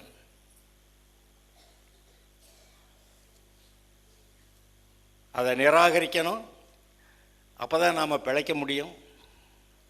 இப்போ நான் சொல்லுங்க. தேவன் பைபிளில் என்னை பற்றி என்ன சொல்லி இருக்கிறாரோ அப்படியே நான் இருக்கிறேன். தேவன் என்னை பற்றி என்ன சொல்லி இருக்கிறாரோ அப்படியே நான் இருக்கிறேன். ரொம்ப இந்த ஒரு வரியை வச்சுக்கிட்டு 10 நாளைக்கு பிரசங்கம் பண்ணலாம். ஆனால் இதெல்லாம் நான் ரொம்ப சீக்கிரமாக சொல்லிவிட்டு ஒரு 4-5 பாயிண்ட் நான் அடுத்தடுத்ததுக்கு போகிறேன்.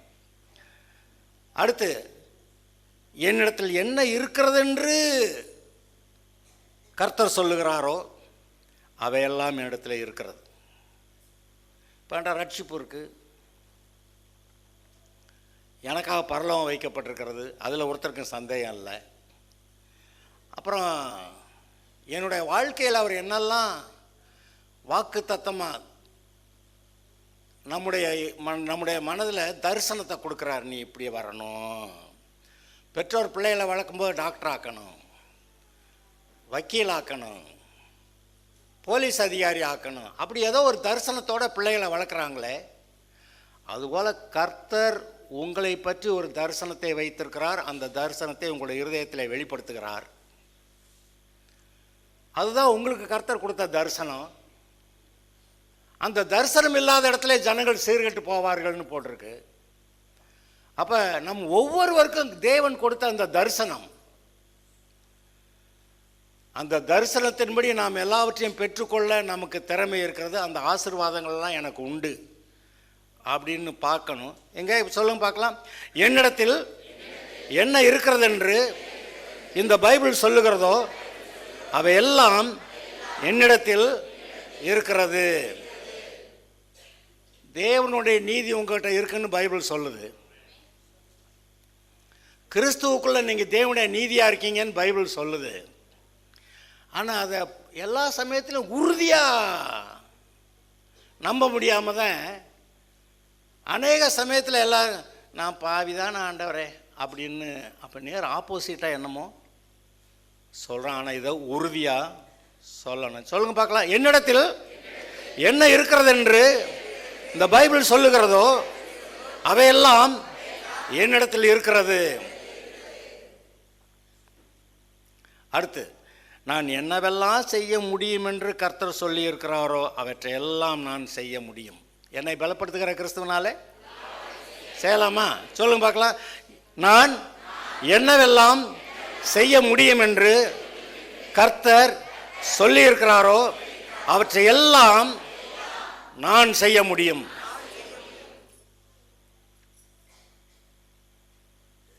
சொல்லுங்க. இன்று தேவன் தமது வசனங்களை எனக்கு போதிக்கிறார். நான் திறந்த மனதோடும் தெளிந்த புத்தியோடும் அவருடைய போதனைகளை ஏற்றுக்கொள்ளுகிறேன். ஆதலால் இப்போது இருப்பதை பார்க்கலாம், நான் கர்த்தருக்குள் அதிகமாக வளர்ந்து அதிகமாக ஆசீர்வாதமாக ஜெயமாக வாழுவேன். இது ஒரு போதகர் இது மாதிரி சொல்லுவார். அது ரொம்ப கரெக்டு. அதை நான் இப்போ எழுதி உங்கள் கையில் அங்கே கொடுக்குறேன். அங்கே கைக்கு வரலைன்னாக்க போகிறப்ப எடுத்துக்கங்க. இப்படி இந்த வருஷத்தில் கர்த்தர் உங்களுக்குள்ள ஒரு பெரிய ஆசீர்வாதத்தை உண்டாக்கணும்னு நான் இப்போ தீவிரமாக தீர்மானித்து அந்த காரியத்தை இப்போ ஆரம்பிக்கிறேன். இப்போ நான் சொன்னனே, பாவமாய் தோன்றுகிற பாவமில்லாத பாவங்கள் பாவமில்லாத பாவங்கள், உண்மை அல்ல என்று தோன்றுகிற உண்மையான சத்தியங்கள். இது கிறிஸ்தவ உலகம் மிகவும் பொய்களிலே சிக்கி இருக்கிறது என்பதை நான் அறிந்தபடியாலே இதை நான் சொல்லுகிறேன். பாவமில்லாத பாவங்களுக்கு ஏதாவது ஒரு எடுத்துக்காட்டு சொல்லுங்கள். ஏன்னா நீங்கள் நான் பாட்டுக்கு ஏதாவது சொன்னால் பாஸ்டர் என்னமோ கதை விட்டு போயிட்டே இருக்காருன்றீங்க. அதுவும் நான் சொல்கிற அளவுக்கு உங்களுக்கு விளங்குமோ இல்லையே, விளங்க வைக்கிறது கஷ்டம். ஆனால் விளங்குன ஒரு எடுத்துக்காட்டு நான் சொல்லிடலாம். இப்போ நகை அவுத்தாதான் பரிசுத்தம்னு நினச்சவங்ககிட்ட கொஞ்ச நாள் கழித்து போய் அதை நகையை அவுத்துறது ஒன்றும் பரிசுத்த குறைவில்லை, இல்லை நகையை போடுறது ஒன்றும் பரிசுத்த குறைவில்லை நீங்கள் சொல்லி பாருங்கள். அவங்க ஆசைப்பட்டு போடுவாங்க. ஆனால் கொஞ்ச நாளில் ஐயையோ இது பாவம் அப்படி சொல்லி நகை அவுத்துடுறாங்க. பாவமில்லாத பாவத்துக்கு இது ஒரு நல்ல எடுத்துக்காட்டு. சில சபைகளில் மருந்து சாப்பிட்டா பாவம்னு போதிக்கப்படுகிறது. ஆனால் அவங்க வயிற்று வலினால போய் மருந்தை சாப்பிட்ருவாங்க. அப்புறம் சபையில் நீ பாவம் செஞ்சல, சபையில் எல்லாருக்கும் முன்னாடி எழுந்துருச்சு இந்த மாதிரி மருந்து சாப்பிட்டு நான் பாவம் செஞ்சுட்டேன், எல்லோரும் எனக்கு மன்னிக்கணும்னு சொல்லு அப்படின்னு சொல்ல வச்சுருவாங்க. அதை அவங்க பாவம் நம்புகிறாங்க. ஆனால் அது பாவம் இல்லை. பாவம் இல்லாத பாவங்கள். இப்போ நான் சொல்ல போகிறது இன்னும் ரொம்ப முக்கியமானது. உண்மை இல்லாதது போல தோன்றுகிற உண்மைகளும் சத்தியங்களும்.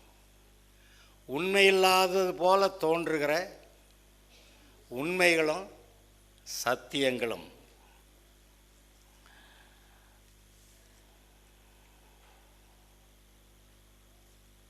ஒரு வசனத்தை சொல்கிறேன். 1 யோவான் 4:4. 1 யோவான் 4:4. பிள்ளைகளே, நீங்கள் தேவனால் உண்டாயிருந்து எவர்களை ஜெயித்தீர்கள்? அதுக்கு முன்னாடி 2 வசனத்தையும் வாசித்தாதான் அது தெரியும். முதல் வசனத்திலிருந்து, பிரியமானவர்களே, உலகத்தில் அநேகம் கள்ள தீர்க்கதரிசிகள் தோன்றியிருப்பதனால் நீங்கள் எல்லா ஆவிகளையும் நம்பாமல், எல்லா ஆவிகளையும்னா அங்கே நிறைய தெய்வங்கள், நாங்கள் தான் தெய்வம்னு சொல்லியிருக்கிறோம். எல்லா ஆவிகளையும் நம்பாமல் அந்த ஆவிகள் தேவனால் உண்டானவைகளோ என்று அறியுங்கள். தேவ ஆவியை நீங்கள் எதனாலே அறியலாம் என்றால், மாம்சத்தில் வந்த இயேசு கிறிஸ்துவை அறிக்கை பண்ணுகிற எந்த ஆவியும் தேவனால் உண்டாயிருக்கிறது. மாம்சத்தில் வந்த இயேசு கிறிஸ்துவை அறிக்கை பண்ணாத எந்த ஆவியும் தேவனால் உண்டானதல்ல. வருமென்று நீங்கள் கேள்விப்பட்ட அந்தி கிறிஸ்துவனுடைய ஆவி அதுவே, அது இப்பொழுதும் உலகத்தில் இருக்கிறது. அடுத்தது தான், பிள்ளைகளே, நீங்கள் தேவனால் உண்டாயிருந்து அவர்களை ஜெயித்தீர்கள். ஏனெனில் உலகத்தில் இருக்கிறவனிலும் உங்களில் இருக்கிறவர் பெரியவர். இந்த ஒரு வசனத்தை ஆதாரமாக வச்சு ஒரு 1-2 காரியங்களை சொல்கிறேன். இந்த உலகத்தில் இருக்கிற பிசாசை காட்டிலும் உங்களுக்குள்ள இருக்கிற இயேசு பெரியவர். இதை பொதுவாக நம்ம அங்கீகரிக்கிறோம். ஆனால் முக்கியமான பிரச்சனையான காரியங்கள் வரும்போது அது அப்படி இல்லையே அப்படி நம்ம நினைக்கிறோம். இந்த வசனமே சரியா தப்பான்னு நினைக்கிற அளவுக்கு கேள்விகள் வந்து விடுகிறது. எப்போன்னு கேட்டால், ஏதோ ஒரு வியாதி, ஏறக்குறைய எல்லாருக்கும் ஏதாவது பலவீனம் இருக்கிறது, ஏதாவது ஒரு வியாதி இருக்கிறது. இந்த வியாதி இருக்கே, எனக்குள்ளே இயேசு இருக்கிறாருன்னு சொல்கிறீங்களே, எனக்குள்ளே பெரியவர் இருக்கிறாருன்னு சொல்கிறீங்களே, எனக்குள்ளே நான் என்னுடைய சரீரம் தேவனுடைய ஆலயம்னு சொல்கிறீங்களே, பிசாசுக்கு வியாதிக்கு இங்கே இடம் இல்லையே, ஆனால் அங்கே இருக்குதே. அப்போ பிசாசுறோம், நான் என்னென்னமோ இந்த தான் சொன்னோம்ல, பிசாசை நீ போ அப்படின்னு சொன்னால் போக மாட்டேங்குது, நீ திரும்ப போன்னு சொன்னால் அடிப்பேன்னு சொல்லுது. இயேசுநாதரே ஒரு பிசாசை போக சொல்லியிருந்தப்ப, லேகியோன் பிசாசை போக சொல்லியிருந்தோ போக மாட்டேன்னு அப்படியே தாக்கு பிடிச்சிக்கிட்டே இருந்திருக்குது. இவர் கலிலேயா கடலில் அப்போ தான் அந்த படகு மூழ்க போகிற சூழ்நிலையெல்லாம் வந்தது. சீஷர்களும் இயேசுவும் படகுகளில் மூழ்கிட்டா, அது கடலில் மூழ்கிட்டா ரொம்ப நல்லா இருக்குன்னு அந்த பிசாசு, லேகியோன் பிசாசு, 6000 பிசாசு அந்த கலிலேயா கடலில் பெரிய புயலை வர வச்சு, சுழல் காற்றை வர வச்சு, தண்ணீரை கொந்தளிக்க பண்ணி அதில் இவங்க எல்லாம் மூழ்கி போகணுன்னு அது ஏற்பாடு பண்ணுது. இவங்க எல்லாம் மிரண்டு போய் ஐயோ ஐயோ அப்படின்னு அலறி, ஐயா நாங்கள் சாகிறது பற்றி உங்கள் கவலை இல்லையா அப்படின்னு போய் இயேசுவை எழுப்புறாங்க. அவர் எழுந்த காற்றையும் கடலையும் அதட்டினார், அமைதல் உண்டாயிற்று. இவங்கெல்லாம் இது என்ன வார்த்தையோ, இவர் யாரோ, பெரிய கேள்வி வந்துருச்சு. இயேசு தண்ணீரில் நடந்து வர்றப்ப ஆவேசம்னா என்ன சொல்கிறாங்க? உண்மையிலேயே ஏதோ ஒரு ஆவி அதை ஏதோ ஒரு ஆவியை வேற மாதிரி சொன்னால் இவ பேய் வந்துருச்சுன்னு. யாரையா? இயேசுநாதரை. நம்ம தவறாக புரிந்து கொண்டால் எல்லாவற்றையும் தவறாக பேசி விடுவோம். அப்போ இயேசுநாதரே போன்னு சொல்லியும் போக மாட்டேங்குது. இயேசுநாதர் கிராஸ் பண்ணி அங்கே போகிறாரு. அப்புறம் போகிறப்ப சொல்லுது, ஐயா சாமி, எங்களை இன்றைக்கி வாட்டுக்கு பாதாளத்துக்கு போக சொல்லிடாதீங்க, தயவு செஞ்சு இந்த பன்றிகளுக்குள்ளே போகிறதுக்கு எங்களுக்கு அனுமதி கொடுத்தா போயிடுறேன். இப்போ அனுமதி கேட்குது. சரி போய் தொலை அப்படின்னு சொல்ல, பன்றிகள் கூட இந்த பேய்களை நம்ம வச்சுக்கிட்டு வாழ முடியாதுன்னு நேராக போய் கடலில் குதிச்சிருச்சு. ஒரு நம்ம பெரிய ஆச்சரியம், ஒரு மனுஷன் இத்தனை பேயை வச்சுக்கிட்டு வாழ்ந்துருக்கிறான்.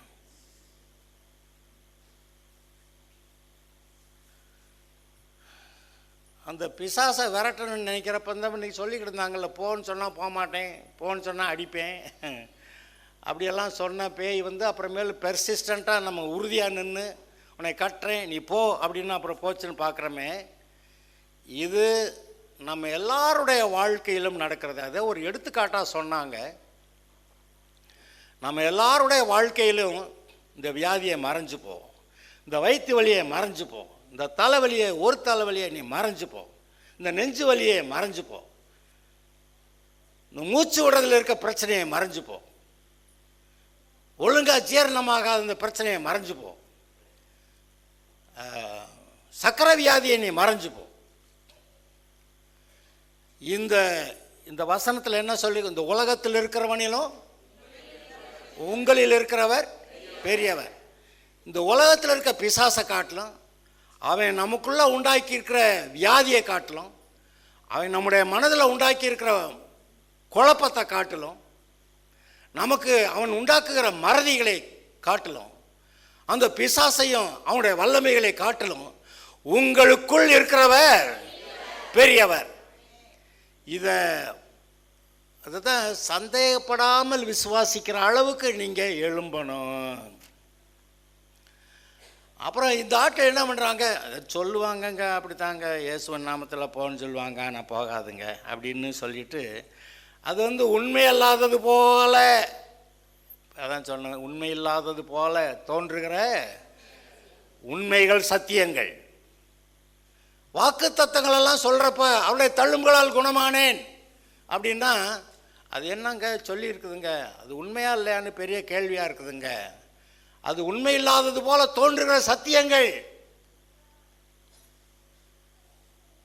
சிலர் வந்து சொல்லுவாங்க, இயேசுவின் நாமத்தினால போன்னு சொன்னேன், பிசாசு போக மாட்டேங்குது ஆண்டவரே அப்படின்னா அவர் என்ன சொல்லுவார், நான் என்ன சொன்னேன், போன்னு சொன்னால் போக, இட்ஸ் மை ஆர்டர், நான் சொல்லியிருக்கேன், அப்படி தான் நடக்கும்.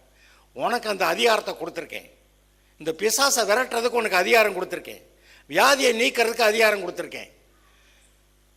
இயேசுடைய சீஷர்கள் புறப்பட்டு போய் இந்த சுவிசேஷத்தை எங்கும் பிரசங்கித்தார்களாம். கர்த்தருடைய ஆவியானவர் தேவன் அவர்களோட கூட இருந்து அவர்களுடைய வசனத்தை உறுதிப்படுத்தினார். வசனத்தை உறுதிப்படுத்தினார். என்னென்ன விஷயங்கள், வியாதியஸ்தர்கள் மேல் கைகளை வைப்பார்கள், அப்பொழுது அவர்கள் சுஸ்தமாவார்கள், என் நாமத்தினாலே பிசாசுகளை துரத்துவீர்கள். ஆமாம், சாவுக்கு ஏதுவான எதையும் எடுத்தாலும் அது ஆமாம், அது உன்னை சேதப்படுத்தாது. இது வந்து பொதுவாக இது வந்து உண்மை இல்லாத போல் ஒரு தோற்றம் அங்கே இருக்கிறது, ஆனால் அதுதான் உண்மை. நீங்கள் கையை வச்சு வியாதியே போ, வியாதியே போ, வியாதியே போ, வியாதியே போ, என்ன சொல்லியிருக்கு, கையை வைக்க சொல்லியிருக்கு. நீங்கள் கையை வச்சா வியாதி போகும், நீங்கள் கையை வச்சா பிசாசு ஓடும். இதுதான் அவர் சொன்னது. ஆனால் நம்ம என்ன பண்ணுவோம், கையை வச்சுட்டு பிசாசே போ போ. இதை ரொம்ப போராடி ஜெபிச்சு களைச்சி போய், இனிமேல் இந்த வேலை நமக்கு என்னதுக்கு, இந்த பேய் விரட்டுற வேலையெல்லாம் நமக்கு வேண்டாம் அப்படின்னு சொல்லிட்டு இந்த வியாதியை போக்குற வேலையை நமக்கு வேண்டியதில்லை, அவன் போய் ஆஸ்பத்திரியில் போய் என்னமோ செஞ்சு சுலமாயிட்டு போகிறான் போ அப்படின்னு நமக்கு சோர்ந்து போய் விட்டுற மனநிலை வருது. ஆனால் கர்த்தர் சொன்ன சத்திய வார்த்தைகளை விட்டுட்டான். உண்மை இல்லாதது பொய்ன்னு நான் சொல்லலை, உண்மை இல்லாதது போல தோன்றுகிற உண்மைகள் சத்தியங்கள். எல்லா வாக்கு தத்தங்களும் சத்தியம். நம்முடைய நல்வாழ்வுக்காக தேவன் கொடுத்திருக்கிற ஒரே காரியம் வார்த்தைகள், வாக்கு தத்த வார்த்தைகள். அதை வச்சு நீ பிழைக்கணும்னு சொல்லிட்டாரு. எப்பா வேற ஒன்றும் தரமாட்டேன், நானே வார்த்தையாக தான் இருக்கேன், நானும் வார்த்தையாக தான் இருக்கேன், நான் சொல்ற வார்த்தையின்படி நடக்குது, வெளிச்சம் உண்டாக கிடவுது. வெளிச்சம் வந்துருச்சு. அந்த வார்த்தையை நான் உனக்கு கொடுக்குறேன், என்னுடைய ஜீவனை உனக்குள்ள வைக்கிறேன், நீ சொல்லுவதெல்லாம் நடக்கும். சொல்லுவதெல்லாம் நடக்குமா? இந்த பூமியில் எதை நீ கட்டுவாயோ, பூமியில் நீ எதை கட்டவிழ்ப்பாயோ அது அப்படி இருக்கும். பரலோகத்தில் அதை நான் செஞ்சிடறேன். எப்பா நீ என்ன செய்கிறியோ நான் அதை செஞ்சிடறேன்ப்பா. கர்த்தர் சாலமோன்ட்ட வந்து கேட்டாரு, நீ விரும்புகிறதை கேள். இவன் பாட்டுக்கு கொண்டக்க மண்டக்க என்னத்தை கேட்டு வச்சிருந்தான்னா, ஆனால் அவன் கரெக்டாக கேட்டாங்க. நீ விரும்புகிறதை என்னிடத்துல கேள். அவன் சொன்னான், இப்படி எண்ணிக்கைக்கு அடங்காத இஸ்ரவேல் ஜனங்களை நியாயம் விசாரிக்கிறதுக்கு நான் சிறு பிள்ளையாக இருக்கிறேன், நான் எம்மாத்திரம்? எனக்கு ஞானம் தேவை. இந்த இந்த சாலமோன் இப்படி கேட்டது கர்த்தருடைய பார்வையிலே உகந்த விண்ணப்பமாய், ரொம்ப பிரியமான ஜபம். தேவனுக்கு பிரியமான ஜபத்தை இவன் ஒருத்தன் பண்ணிட்டான். அதான் நான் கடந்த செய்தியில் சொன்னேன். ஏன் அது தேவனுக்கு உகந்ததான விண்ணப்பம்? அவருக்கு உண்மையிலே ரொம்ப பிரியம் எல்லா மனுஷரும் இப்படி இருக்கணும். ஆதாமுக்கு அப்படி அதிகாரத்தை கொடுத்தாரு. ஆண்டு கொள்ளக்கூடியன்னா எல்லாவற்றையும் சரியாய் நடத்தக்கூடிய. குடும்பத்தில் நீங்கள் தலைவனாக இருக்கலாம், சொன்னுடி கல்றி அப்படியெல்லாம் இல்லை. குடும்ப தேவைகள் சகலத்தையும் பார்த்து சரியாய் செய்து வைக்கக்கூடிய ஒரு மனுஷனாக தலைவனாக அவன் இருக்கணும். உயிரையும் கொடுத்து மனைவியை காப்பாற்றுகிறதற்கு, போஷிக்கிறதற்கு அவனுக்கு அப்பேற்பட்ட பெரிய பொறுப்பு கொடுத்துருக்கிறது. நான் சொல்லுவேன் வழக்கமாக, மனைவிகள் புருஷனுக்கு கீழ்ப்படிந்திருக்கணும்னு சொல்கிறப்ப, அப்பா கீழ்ப்படிகிறது ஈஸி, ஆனால் உயிரை கொடுத்து காப்பாற்றணுங்கிறப்ப அது ரொம்ப கஷ்டம் அப்படி சொல்வேன் நான். அந்த வசனங்களை பற்றி இப்போ இன்னும் அதிகமாக சிந்திக்கும்போது, கர்த்தர் இப்படி ஒரு சிஸ்டத்தை ஏற்படுத்தி இருக்கிறாரு. தேசத்தில் தலைவர்கள் இருக்கிறாங்க, ஒவ்வொரு லெவல்லையும் தலைவர்கள் இருக்கிறாங்க. தலைவர்கள் சொன்னதை தான் கேட்கணும். அப்படி கர்த்தர் ஏற்பாடு செஞ்சுருக்கிறாரு. நான் என்னுடைய பிஹெச்டி டாக்டரல் டிகிரி முடித்த பிறகு நிலக்கோட்டையில் ஹையர் செகண்டரி ஸ்கூலில் போய் வாத்தியார் வேலையாக ஜாயின் பண்ணேன். நான் பிஹெச்டி, அங்கே உட்காந்துருக்க ஹெட் மாஸ்டர் எம்ஏஎல்டி, வெறும் எம்ஏ தான், அதுக்கு ரிசர்ச் எல்லாம் ஒன்றும் கிடையாது. ஆனால் அவர் சொன்னதை தான் நான் கேட்கணும். ஹலோ, அவர் சொன்னதை தான் நான் கேட்டேன். ஏன்னா அதிகாரம் அப்படி இருக்கிறது. கர்த்தர் வைத்த அதிகாரத்தை யாரும் மீறவே முடியாது, மீறிட்டு நல்லா இருக்க முடியாது. மீறினா நல்லா இருக்க முடியாதுன்னு சொல்கிறத விட செத்தான் அழிஞ்சான் நாசமானங்கிறது தான் அது உண்மை. ஏன்னா கர்த்தர் வந்து ஆபிரகாம்கிட்ட சொன்னார், எப்படி இதெல்லாம் நடக்குமான்னு கேட்டாக்க, இவன் நடக்குமான்னு கேட்டதுக்கு ஒரு பலியிடுறான்னார். மிருகத்தை கொண்டு வந்து ரெண்டாக பிளந்து இந்த பக்கம் அந்த பக்கமாக நடுவில் கேப் விட்டு நடுவில் இந்த பக்கம் பிரித்து வையின்னு. அப்போ ராத்திரியில் பார்த்தா அக்கினி அந்த இதில் ஒரு பக்கத்தில் இன்னொரு பக்கம் கடந்து போச்சான். என்னன்னு கேட்டால், உனக்கும் எனக்கும் உடன்படிக்கை. இந்த உடன்படிக்கைவங்க யாராக இருந்தாலும் சரி இப்படி ரெண்டாக துண்டாக்கப்படுவார்கள். உடன்படிக்கையை மீறுகிறவர்கள் இதுபோல் ரெண்டாய் துண்டாக்கப்படுவார்கள். அது நீ மீறினா நீ அப்படி நாசமாக போவே, நான் மீறினா நான் நாசமாக போயிடுவேன். அந்த அளவுக்கு கொடுமையான சட்டமாக அதை போட்டுட்டான்னா, நீர் அப்படி சொல்வீரா ஆண்டவரே? நீர் உடன்படிக்கையை மீறினாக்க உமக்கு இந்த மாதிரி கேடு வரும்னு சொல்லிக்கிட்டீரா ஆண்டவரே? அப்படிதானே ஆபிரகாமோட உடன்படிக்கை பண்ணும்போது என்ன பண்ணிட்டாரு? நீ உன் குமாரனை கூட, நான் என் குமாரனை கொடுக்குறேன். ஏன் இவர் குமாரனை கொடுக்கணுமா? இவராக மாட்டிக்கிட்டாரு சொல்லி அப்படின்னு சொல்கிற மாதிரிலாம் தோணும் எனக்கு. ஆனால் அதை செஞ்சார். உடன்படிக்கையை மீறினா நீ நாசமாக போவ, நான் மீறினா நான் நாசமாக போவேன். கடைசிக்கு இவர் ஒன்னார், இவன் நாசமாக போகிறவன் நாசமாக போயிட்டான், இவனை காப்பாற்றுறதுக்காக தன்னை நாசம் ஆக்கிக்கிட்டார். அவர் உடன்படிக்கையை மீற முடியாது. தனக்கு பதிலாக தன்னுடைய குமாரனா இயேசுவை அப்படி நாசகரமாக, கேவலமான, பயங்கரமான, நிர்வாணமாக சிலுவையில் அறையப்பட்டு அவ்வளவு வேதனைகளோட ரத்தம் சிந்தி சாகுற, லேசா சாகு வராதுங்க. அப்பேற்பட்ட கேவலமான மோசமான நிலைமையில இயேசு செத்தார். உடன்படிக்கை மீறினா அது நடக்கும். இவன் தான் மீறினவன். ஆனால் இவனை காப்பாற்றுறதுக்காக நான் செத்துக்கிறேன்டா, நான் நாசமாக போய்க்கிறேன்டான்னு சொல்லி இயேசுவானவர் தன்னுடைய ஜீவனை அங்கே கொடுத்த. இதெல்லாம் ரொம்ப பயங்கரமானது. தேவன் அன்பானவர்னு சொல்லுவோம், ஆனால் உடன்படிக்கைக்குள்ளே வந்தவொன்னா ரொம்ப பயங்கரமானவராக இருக்கிறார். இன்றைக்கும் நாம் இந்த உடன்படிக்கைக்கு ஒத்து போகாததுனால தான் நம்முடைய வாழ்க்கையில் அநேக நஷ்டங்கள். ஏன் மனதில் சமாதானம் இல்லை, பரிசுத்த ஆவியினால் உண்டாகிற சந்தோஷம் இல்லை.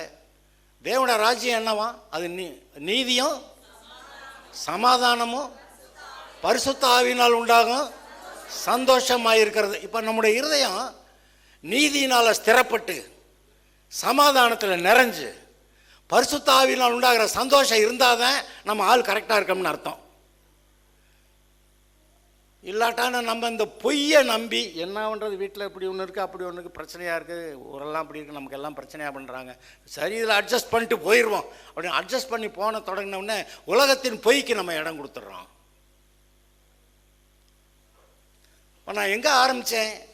உங்களுக்குள்ள இருக்கிறவர் பெரியவர். உங்களுக்குள்ள இருக்க வியாதியை காட்டிலும், வியாதியை உண்டாக்குன பிசாசை காட்டிலும் கர்த்தர் பெரியவர். ஆனால் நடைமுறையில் நமக்கு அது உண்மையாக தெரியலையே. நம்ம என்ன ஜெபம் பண்ணலையா? வியாதியை போன்னு சொல்லலையா? பிசாசு போன்னு சொல்லலையா? அப்போ அதெல்லாம் நடக்கலையே. அது உண்மையா அப்படின்னு நினைக்கிற அளவுக்கு தோணுது. அதனால தான் நான் சொன்னேன், உண்மை இல்லாதது போல தோன்றுகிற உண்மைகள் சத்தியங்கள். தேவன் சத்தியவரர். அவர் வார்த்தையை மாற்ற மாட்டார். அவர் தன்னுடைய வார்த்தையை மாற்றினா அப்புறம் அந்த துண்டங்களின் நடுவே அக்கினி தலையில கடந்து போனார். அந்த துண்டங்கள் எப்படி நாசமாக போச்சு, அதுபோல் யார் மீறுகிறார்களோ அவர்களுக்கு அந்த பாடு. அதை உண்மையாய் கடைப்பிடித்தவர். இவர் சத்தியத்தை மீறலை, இவர் உடன்படிக்கையை மீறலை, இவர் வாக்கு தத்தத்தை மீறலை. ஆனால் மனிதர்கள் பாவிகளா கர்த்தருடைய வார்த்தையை மீறி கடைசிக்கு தங்களை நாசமாக்கிக்கிட்டாங்க. ஆதாம் தன்னுடைய வாழ்க்கையை அப்படி நாசமாக்கிட்டான். ஆனால் கர்த்தர் என் பிள்ளையாச்சே அப்படின்னு சொல்லி நான் காப்பாற்றுறதுக்கு அவனுடைய சாவை நான் எடுத்துக்கிறேன், அவன் நாசமாக போகிறதுக்கு போல நான் நாசமாகிக்கிறேன் என்று சொல்லி தேவன் இயேசுவை சிலுவையிலே நாசமாக்கினதுக்கு அடையாளமாக ஒரு காரியம் நடந்தது. நான் யோசிப்பேன், இயேசுவை கொன்னது அந்த மனிதர்களா அல்லது மனிதர்களுக்குள்ளிருந்து கிரியை செய்த பிசாசா? ரெண்டும் உண்மைதான். அப்படியானா தேவனை இல்லாட்டியும் கூட தேவனுக்கு சமமாக இருக்கிற இயேசுவை கொண்டாவே தேவனை கொன்னது போல அவனுக்கு ஒரு பெரிய சந்தோஷம்தான். ஆனால் அவன் அதோட கதை முடிஞ்சதுன்னு நினச்சான். அந்த இயேசு ஆண்டவராக ஏற்றுக்கொண்ட எத்தனையோ பேர் இன்றைக்கி கிறிஸ்துக்களாக நீங்கள் உட்கார்ந்திருக்கிறீர்கள். குட்டி கிறிஸ்துக்களாக நீங்கள் உட்கார்ந்திருக்கிறீர்கள். இயேசு என்ன செய்ய முடியுமோ அதை நீங்கள் செய்ய வல்லவர்கள் என்று வசனம் சொல்லுகிறது.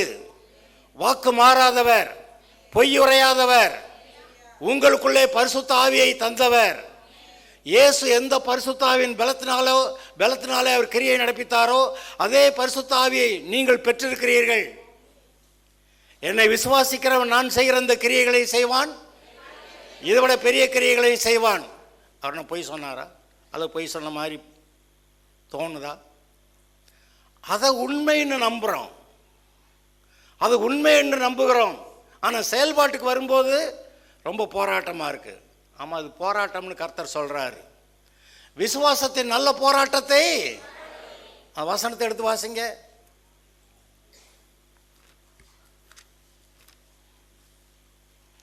ஒன்று தீமோத்தேயுவா 2 தீமோத்தேயுவா?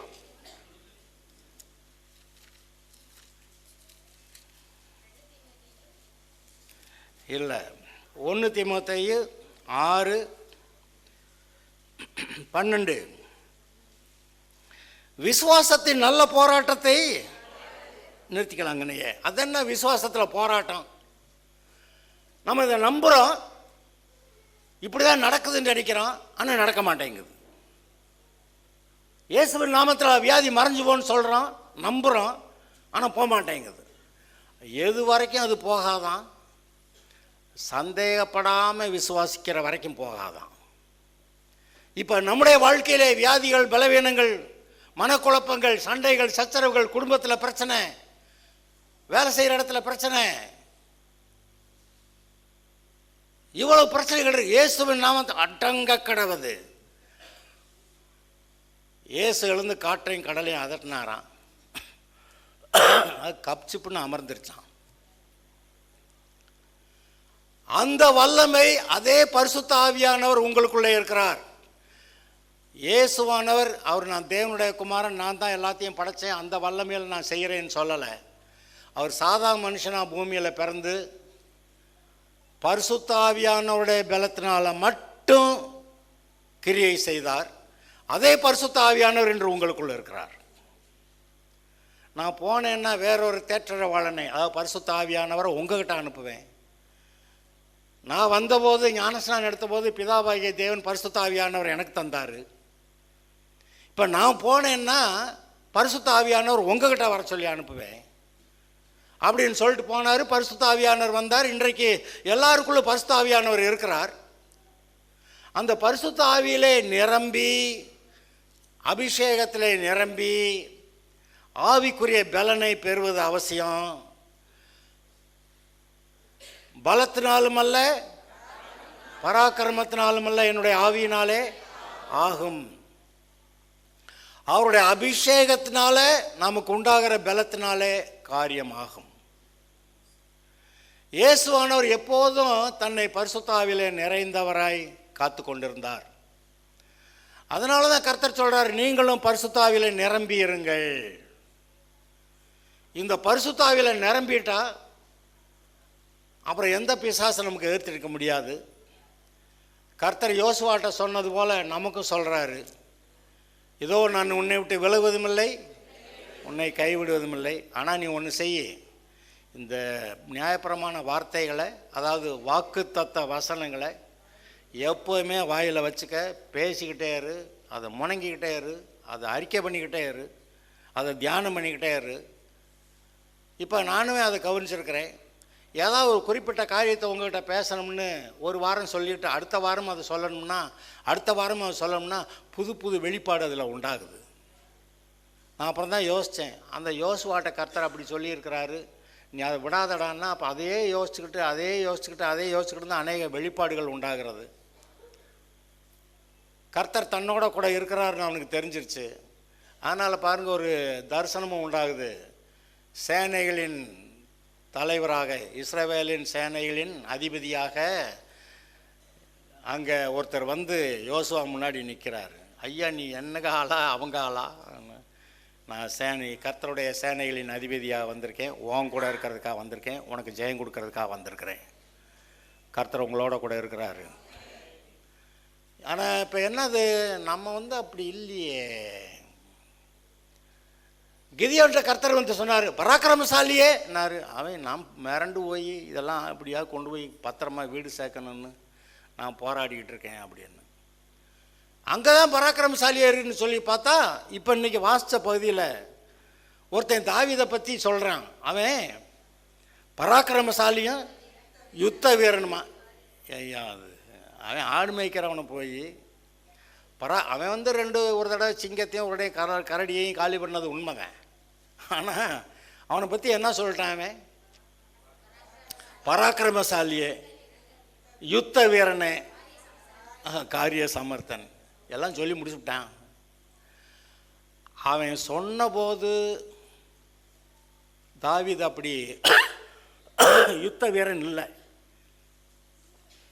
அந்த யுத்த ஆயுதங்களை எல்லாம் போட்டுக்கிட்டு நடந்து பார்த்து எனக்கு இது ஒன்றும் சரிப்படாதுன்னு சொல்லிட்டான். இது எனக்கு சரிப்படாதியா, எனக்கு கவனம் விட்டு கல் விட தெரியும், அது ஒன்று தான், வேணால் தடி எடுத்து அடிப்பேன் அப்படின்னு சொல்லிட்டு போகிறான். அவன் வச்சிருக்கிற ஆயுதத்தை வச்சு கர்த்தர் அவனுக்கு ஜெயம் கொடுத்தார். மோசே கையில் இருந்த ஒரு தடியை வச்சுக்கிட்டு கர்த்தர் அவனுக்கு ஜெயம் கொடுத்தார். அவனை பற்றி சொல்லிய போது அவர்கள் பராக்கிரமசாலிகள் அல்ல.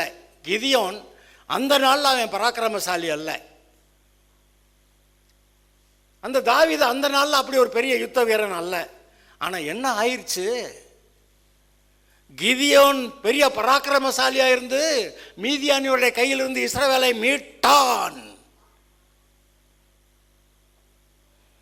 அதே போல தாவீது யுத்த வீரனாக இருந்து சமஸ்த இஸ்ரவேலரை உண்டாக்கினான். சமஸ்த இஸ்ரவேல் எல்லாரும் ஒரு இஸ்ரவேல் ஒரு பெரிய தேசமாக தாவீதோடைய காலத்தில் தான் உருவெடுக்குது. அவன் எந்த அளவுக்கு யுத்த வீரன்னா, அவன் போன இடத்துல எல்லாம் ஜெயிக்கிறான், எல்லா எதிரிகளையும் கொண்டுக்கிட்டு இருக்கான். ரத்தத்தை சிந்தி, நீ ரொம்ப ரத்தம் சிந்திட்டடா அப்படின்னு அவர் சொல்கிற அளவுக்கு இவன் பெரிய யுத்த வீரனாக மாறிட்டான். அவனை பற்றி அந்த பராக்கிரமசாலின்னு சொன்னபோது, யுத்த வீரன் சொன்னபோது அவன் அப்படி இல்லை, ஆனால் அப்படி அவன் மாறிட்டான். கிதியோனை பற்றி பராக்கிரமசாலின்னு கர்த்தர் சொன்னபோது அவன் அப்படி இல்லை, ஆனால் அப்படி மாறிட்டான். இன்றைக்கு கர்த்தர் உங்களை பற்றி என்ன சொல்லி இருக்கிறாரோ அது வாழ்க்கையில வந்து பலிக்கும். பராக்கிரமசாலினா பராக்கிரமசாலியா இருப்பீங்க, தீர்க்கதரிசினா தீர்க்கதரிசியா இருப்பீங்க, வசனத்தை போதிக்கிறவர்கள்னா போதிப்பீங்க, வியாதியை நீக்கி பிசாசுகளை துரத்துகிறவர்கள், சுவிசேஷத்தை அறிவிக்கிறவர்கள்னா அதை செய்வீங்க. கர்த்தர் உங்களை அழைச்சா அது நடந்துரும். உங்களுடைய இருதயத்தின் சுத்தத்துக்கு ஏற்றார் போல அது நடக்கும். அதுக்கேற்றாப்புல தான் அழைக்கிறாரு. கர்த்தாவே, நான் சொல்கிறேன், பவுல் சொல்கிறான், கர்த்தர் என்னை உண்மையுள்ளவன் என்று எண்ணி இந்த ஊழியத்தை என்கிட்ட ஒப்படைச்சாரு. நாம் உண்மையுள்ளவர்களாக இருப்போமாக. கர்த்தர் உங்களுக்கு ஒப்படைக்க போகிற பெரிய காரியங்களும் அதை பற்றி உங்கள்கிட்ட சொல்லிவிட்டு அதை செய்வார். நீங்கள் நம்ப முடியாத அளவுக்கு பெரிய காரியங்களை சொல்லுவார், ஆனால் நடத்தி காட்டிடுவார். பைபிளில் அவர் ஒவ்வொரு ஊழியக்காரனையும், எலியாவோ எலிசாவோ மற்ற இயேசுடைய சீஷர்களோ, அவரெல்லாம் அழைக்கப்பட்ட போது அவங்கெல்லாம் ஒன்றும் இல்லை. சீஷர்கள் எல்லோரும் மீன் பிடிக்கிற ஆளுங்க தான். அவனுக்கு வேறு என்ன தெரியும்? இந்நேரத்துக்கு போனால் வலையை போட்டால் மீன் விழுகாதுங்க, அவ்வளோதான் தெரியும் அவனுக்கு. ஆனால் இவருக்கு தெரியும், இப்போ போடு அங்கே நிறைய மீன் இருக்குதுன்னு. அப்படி வெறுமன மீன் பிடிக்கிறவர்களாக இருந்தவர்கள் இயேசுவால் அனுப்பப்பட்ட அப்போஸ்தலர்களாக, தேவனால் அனுப்பப்பட்ட அப்போஸ்தலர்களாக அவர்கள் மாறினார்கள். உங்களை பற்றி கர்த்தர் வைத்திருக்கிற தரிசனம் உங்களுடைய வாழ்க்கையிலே நிறைவேறும். கர்த்தருக்கு உங்களை பற்றி ஒரு தரிசனம் இருக்கிறது. பெற்றோருக்கு என் பிள்ளை நான் அவனை டாக்டர் ஆக்கணும், அவனுக்கு ஆளுக்கு ஒரு தரிசனம் இருக்கு. அதுபோல நம்முடைய ஆவிக்குரிய தகப்பனாகிய தேவனுக்கு நம்மை பற்றி ஒரு தரிசனம் இருக்கிறது. அதை தான் நமக்கு தரிசனமாக நம்மளுடைய மனதில் வெளிப்பாடாக கொடுக்குறாரு. நம்ம இப்படியெல்லாம் ஆகலாம், நம்ம இப்படியெல்லாம் ஆகலாம். அந்த காரியத்தை உங்களோட வாழ்க்கையில் நடத்துகிறவர் உண்டு. அதை நிச்சயமாய் கொண்டு வருவார். ஆனால் நம்முடைய பார்வைக்கு அதெல்லாம் நடக்குங்களா? இதெல்லாம் நான் உண்மையாது? உண்மை இல்லாதது போல தோன்றுகிற உண்மைகள், சத்தியங்கள். உங்களுக்குள்ள இருக்கிற ஒரு பெரியவர்னா அப்படியெல்லாம் இருந்தாக்க எனக்கு ஏன் அந்த வியாதி? ஆனால் நீங்கள் என்ன செய்யணுமா? இந்த வியாதியின் தாக்கத்தை காட்டிலும் இந்த உலகத்தின் பொய்களுடைய தாக்கத்தை காட்டிலும் தேவனால் உங்கள் மேல் வருகிற அந்த சத்திய வார்த்தையின் தாக்கம் அதிகமாக இருக்க வேண்டும். அந்த பொய்யினால் உண்டாகிற வியாதி தாக்கம் அது 5 கிலோன்னா, நீங்க சத்திய வார்த்தைகளை பிடித்து கொண்டு 6 கிலோ வெயிட்ல ஏய் போ அப்படி சொல்லணும். A battle cry of the faith அப்படி சொல்றாங்க. battle cry of faith. எப்பவுமே யுத்தம் நடந்துக்கிட்டு தான் இருக்குது. ஆனால் திடீர்னு ஒரு நேரம் மும்முரமா ஏய் நீ நாசமாடா போ அப்படின்னு சொல்லி கத்தி கூப்பாடு போட்டு அவனை அடித்து விரட்டுறது இருக்கே, அவ்வளோ வேகமாக நம்ம விசுவாசமும் ஒரு பேட்டில் கிரை யுத்தத்தில் பெரிய வைராக்கியமாக அறிக்கையிட்டு அந்த பிசாசை தோற்கடித்து அவனை துரத்துகிற ஒரு காரியத்தை குறித்து நமக்கு கர்த்தர் வெளிப்படுத்துகிறார். இங்கே பாருங்க, நீங்கள் சாதாரணமானவர்கள் அல்ல. உங்களுக்குள்ளே பரிசுத்த ஆவியானவர் இருக்கிறார். இயேசு எதையெல்லாம் செய்தாரோ அதையெல்லாம் நீங்கள் செய்வீங்களா, அதோட பெருசாக செய்வீங்களான்னு அவர் தான் சொன்னார். ஆனால் இது பொய் போல தெரிகிறதே. ஆமாம், பொய் போல தோன்றுகிற உண்மை சத்தியம். நான் சொன்னேன், அந்த பக்கம் சொன்னேன், பாவமாய் தோன்றுகிற பாவமில்லாத காரியங்கள் அது நிறையா இருக்குது. அதை நம்மளை நம்ப வச்சுக்கிட்டு பிசாசு நம்மளை போட்டு அரைக்கிக்கிட்டு இருக்கிறான். ஆனால் இது சத்தியம். சத்தியம், கர்த்தர் தன்னுடைய வார்த்தையை மீற மாட்டார். கர்த்தர் தன்னுடைய வாக்குத்தத்த வார்த்தையை மீற மாட்டார். அப்படியானா அவர் சொன்னதெல்லாம் நடக்கும். உங்களை பற்றி கர்த்தர் உங்களுக்கு என்ன தரிசனத்தை கொடுத்தாரோ அதை நிறைவேற்றுவார். தன்னுடைய வார்த்தையை அவர் மீற மாட்டார். மீற மாட்டாருங்கிறதுக்கு வசனம் எங்கே இருக்கு? எங்க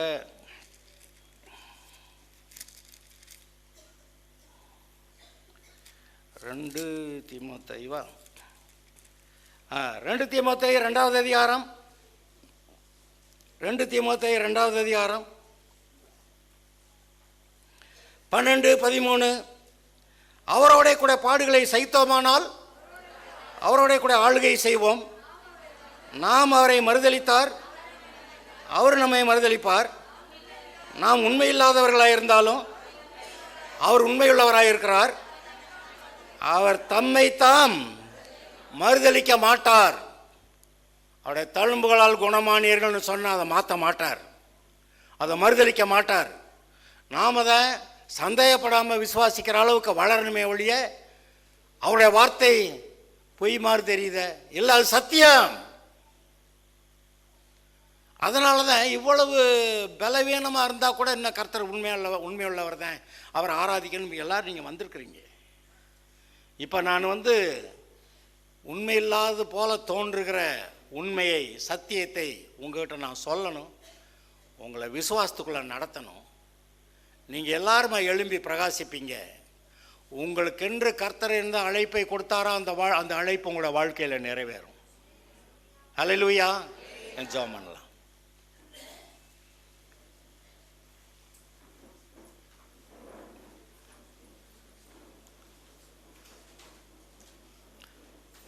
உங்களை பற்றி கர்த்தர் என்ன சொல்லியிருக்கிறாரோ அது உங்களோட வாழ்க்கையிலே நடக்கும். நீங்கள் யார் என்று கர்த்தர் சொல்லியிருக்கிறாரோ நீங்கள் அப்படித்தான் இருக்கிறீர்கள். நீங்கள் பரிசுத்தவான்கள், நீதிமான்கள், தேவனுடைய பிள்ளைகள், அவருடைய சாயல் ரூபம், கர்த்தருடைய மகிமையை உடையவர்கள். அப்படி இருக்கிறீங்க. கர்த்தர் உங்களோடு கூட இருக்கிறார். இது இந்த தலைப்பை என்ன சொல்கிறது? உண்மையில்லாதது போல தோன்றுகிற உண்மைகளும் சத்தியங்களும். அது நமக்கு பார்க்க என்ன கர்த்தருடைய நாம. இப்போ நான் சுகமாயிட்டேன்னு சொன்னால் பொய் சொன்ன மாதிரி இருக்கே. சுகம் ஆகலை, ஆனால் சுகமாயிட்டேன்னு சொன்ன அவர் சொல்கிறாரு அவருடைய தழும்புகளால் குணமானியர்கள்னு. நான் சுகமாயிட்டேன்னு சொன்னால் பொய்யில் சொல்கிற மாதிரி இருக்குது. பொய் மாதிரி தோன்றுகிற நீங்கள் அவருடைய தழும்புகளால் குணமானீர்கள் தான் உண்மை. இந்த வியாதி மாறிடும், கர்த்தருடைய வார்த்தை மாறாது. அப்படியானா பொய் போல தோன்றுகிற, அதாவது அப்போ இயேசு நாமத்தினால விசுவாசிகளாம் பொய் சொல்கிறாங்களா? அப்படி போயிடுது பாருங்க கேள்வி. ஆனால் இயேசு நம்ம கொடுத்த வாக்குத்தத்த வசனங்கள் சத்தியம். நாம் சந்தேகப்படாமல் விசுவாசிக்க வரைக்கும் நம்மள்கிட்ட போராடிக்கிட்டு இருக்கு. விசுவாசத்தை நல்ல போராடலாம், நீங்கள் ஜெயமடிப்பீர்கள். அல்லேலூயா. கர்த்தாவே, நாங்கள் உம்மை ஸ்தோத்தரிக்கிறோம். இன்றைக்கு இந்த பொய் போல தோன்றுகிற, உண்மையில்லாது போல தோன்றுகிற உண்மைகள் சத்தியங்கள் பற்றி இதை ஆரம்பிக்கிறோம். எங்களுக்குள்ளே மனத்தெளிவை கர்த்தர் கட்டளையிடுவீராக. நீர் என்ன செய்திருக்கிறீர், எங்களுக்கு என்ன செய்வீர் என்பதை நாங்கள் புரிந்து கொள்ள கிருபை தாரும். உம்முடைய அழைப்பை நாங்கள் அறிந்து கொள்ளட்டும். இந்த வருஷத்தில் ஜெயமாய் முன்னேறட்டும். எல்லாம் உமக்கு மகிமையாக இருக்க கடவுது. கர்த்தருக்கு ஸ்தோத்திரம்.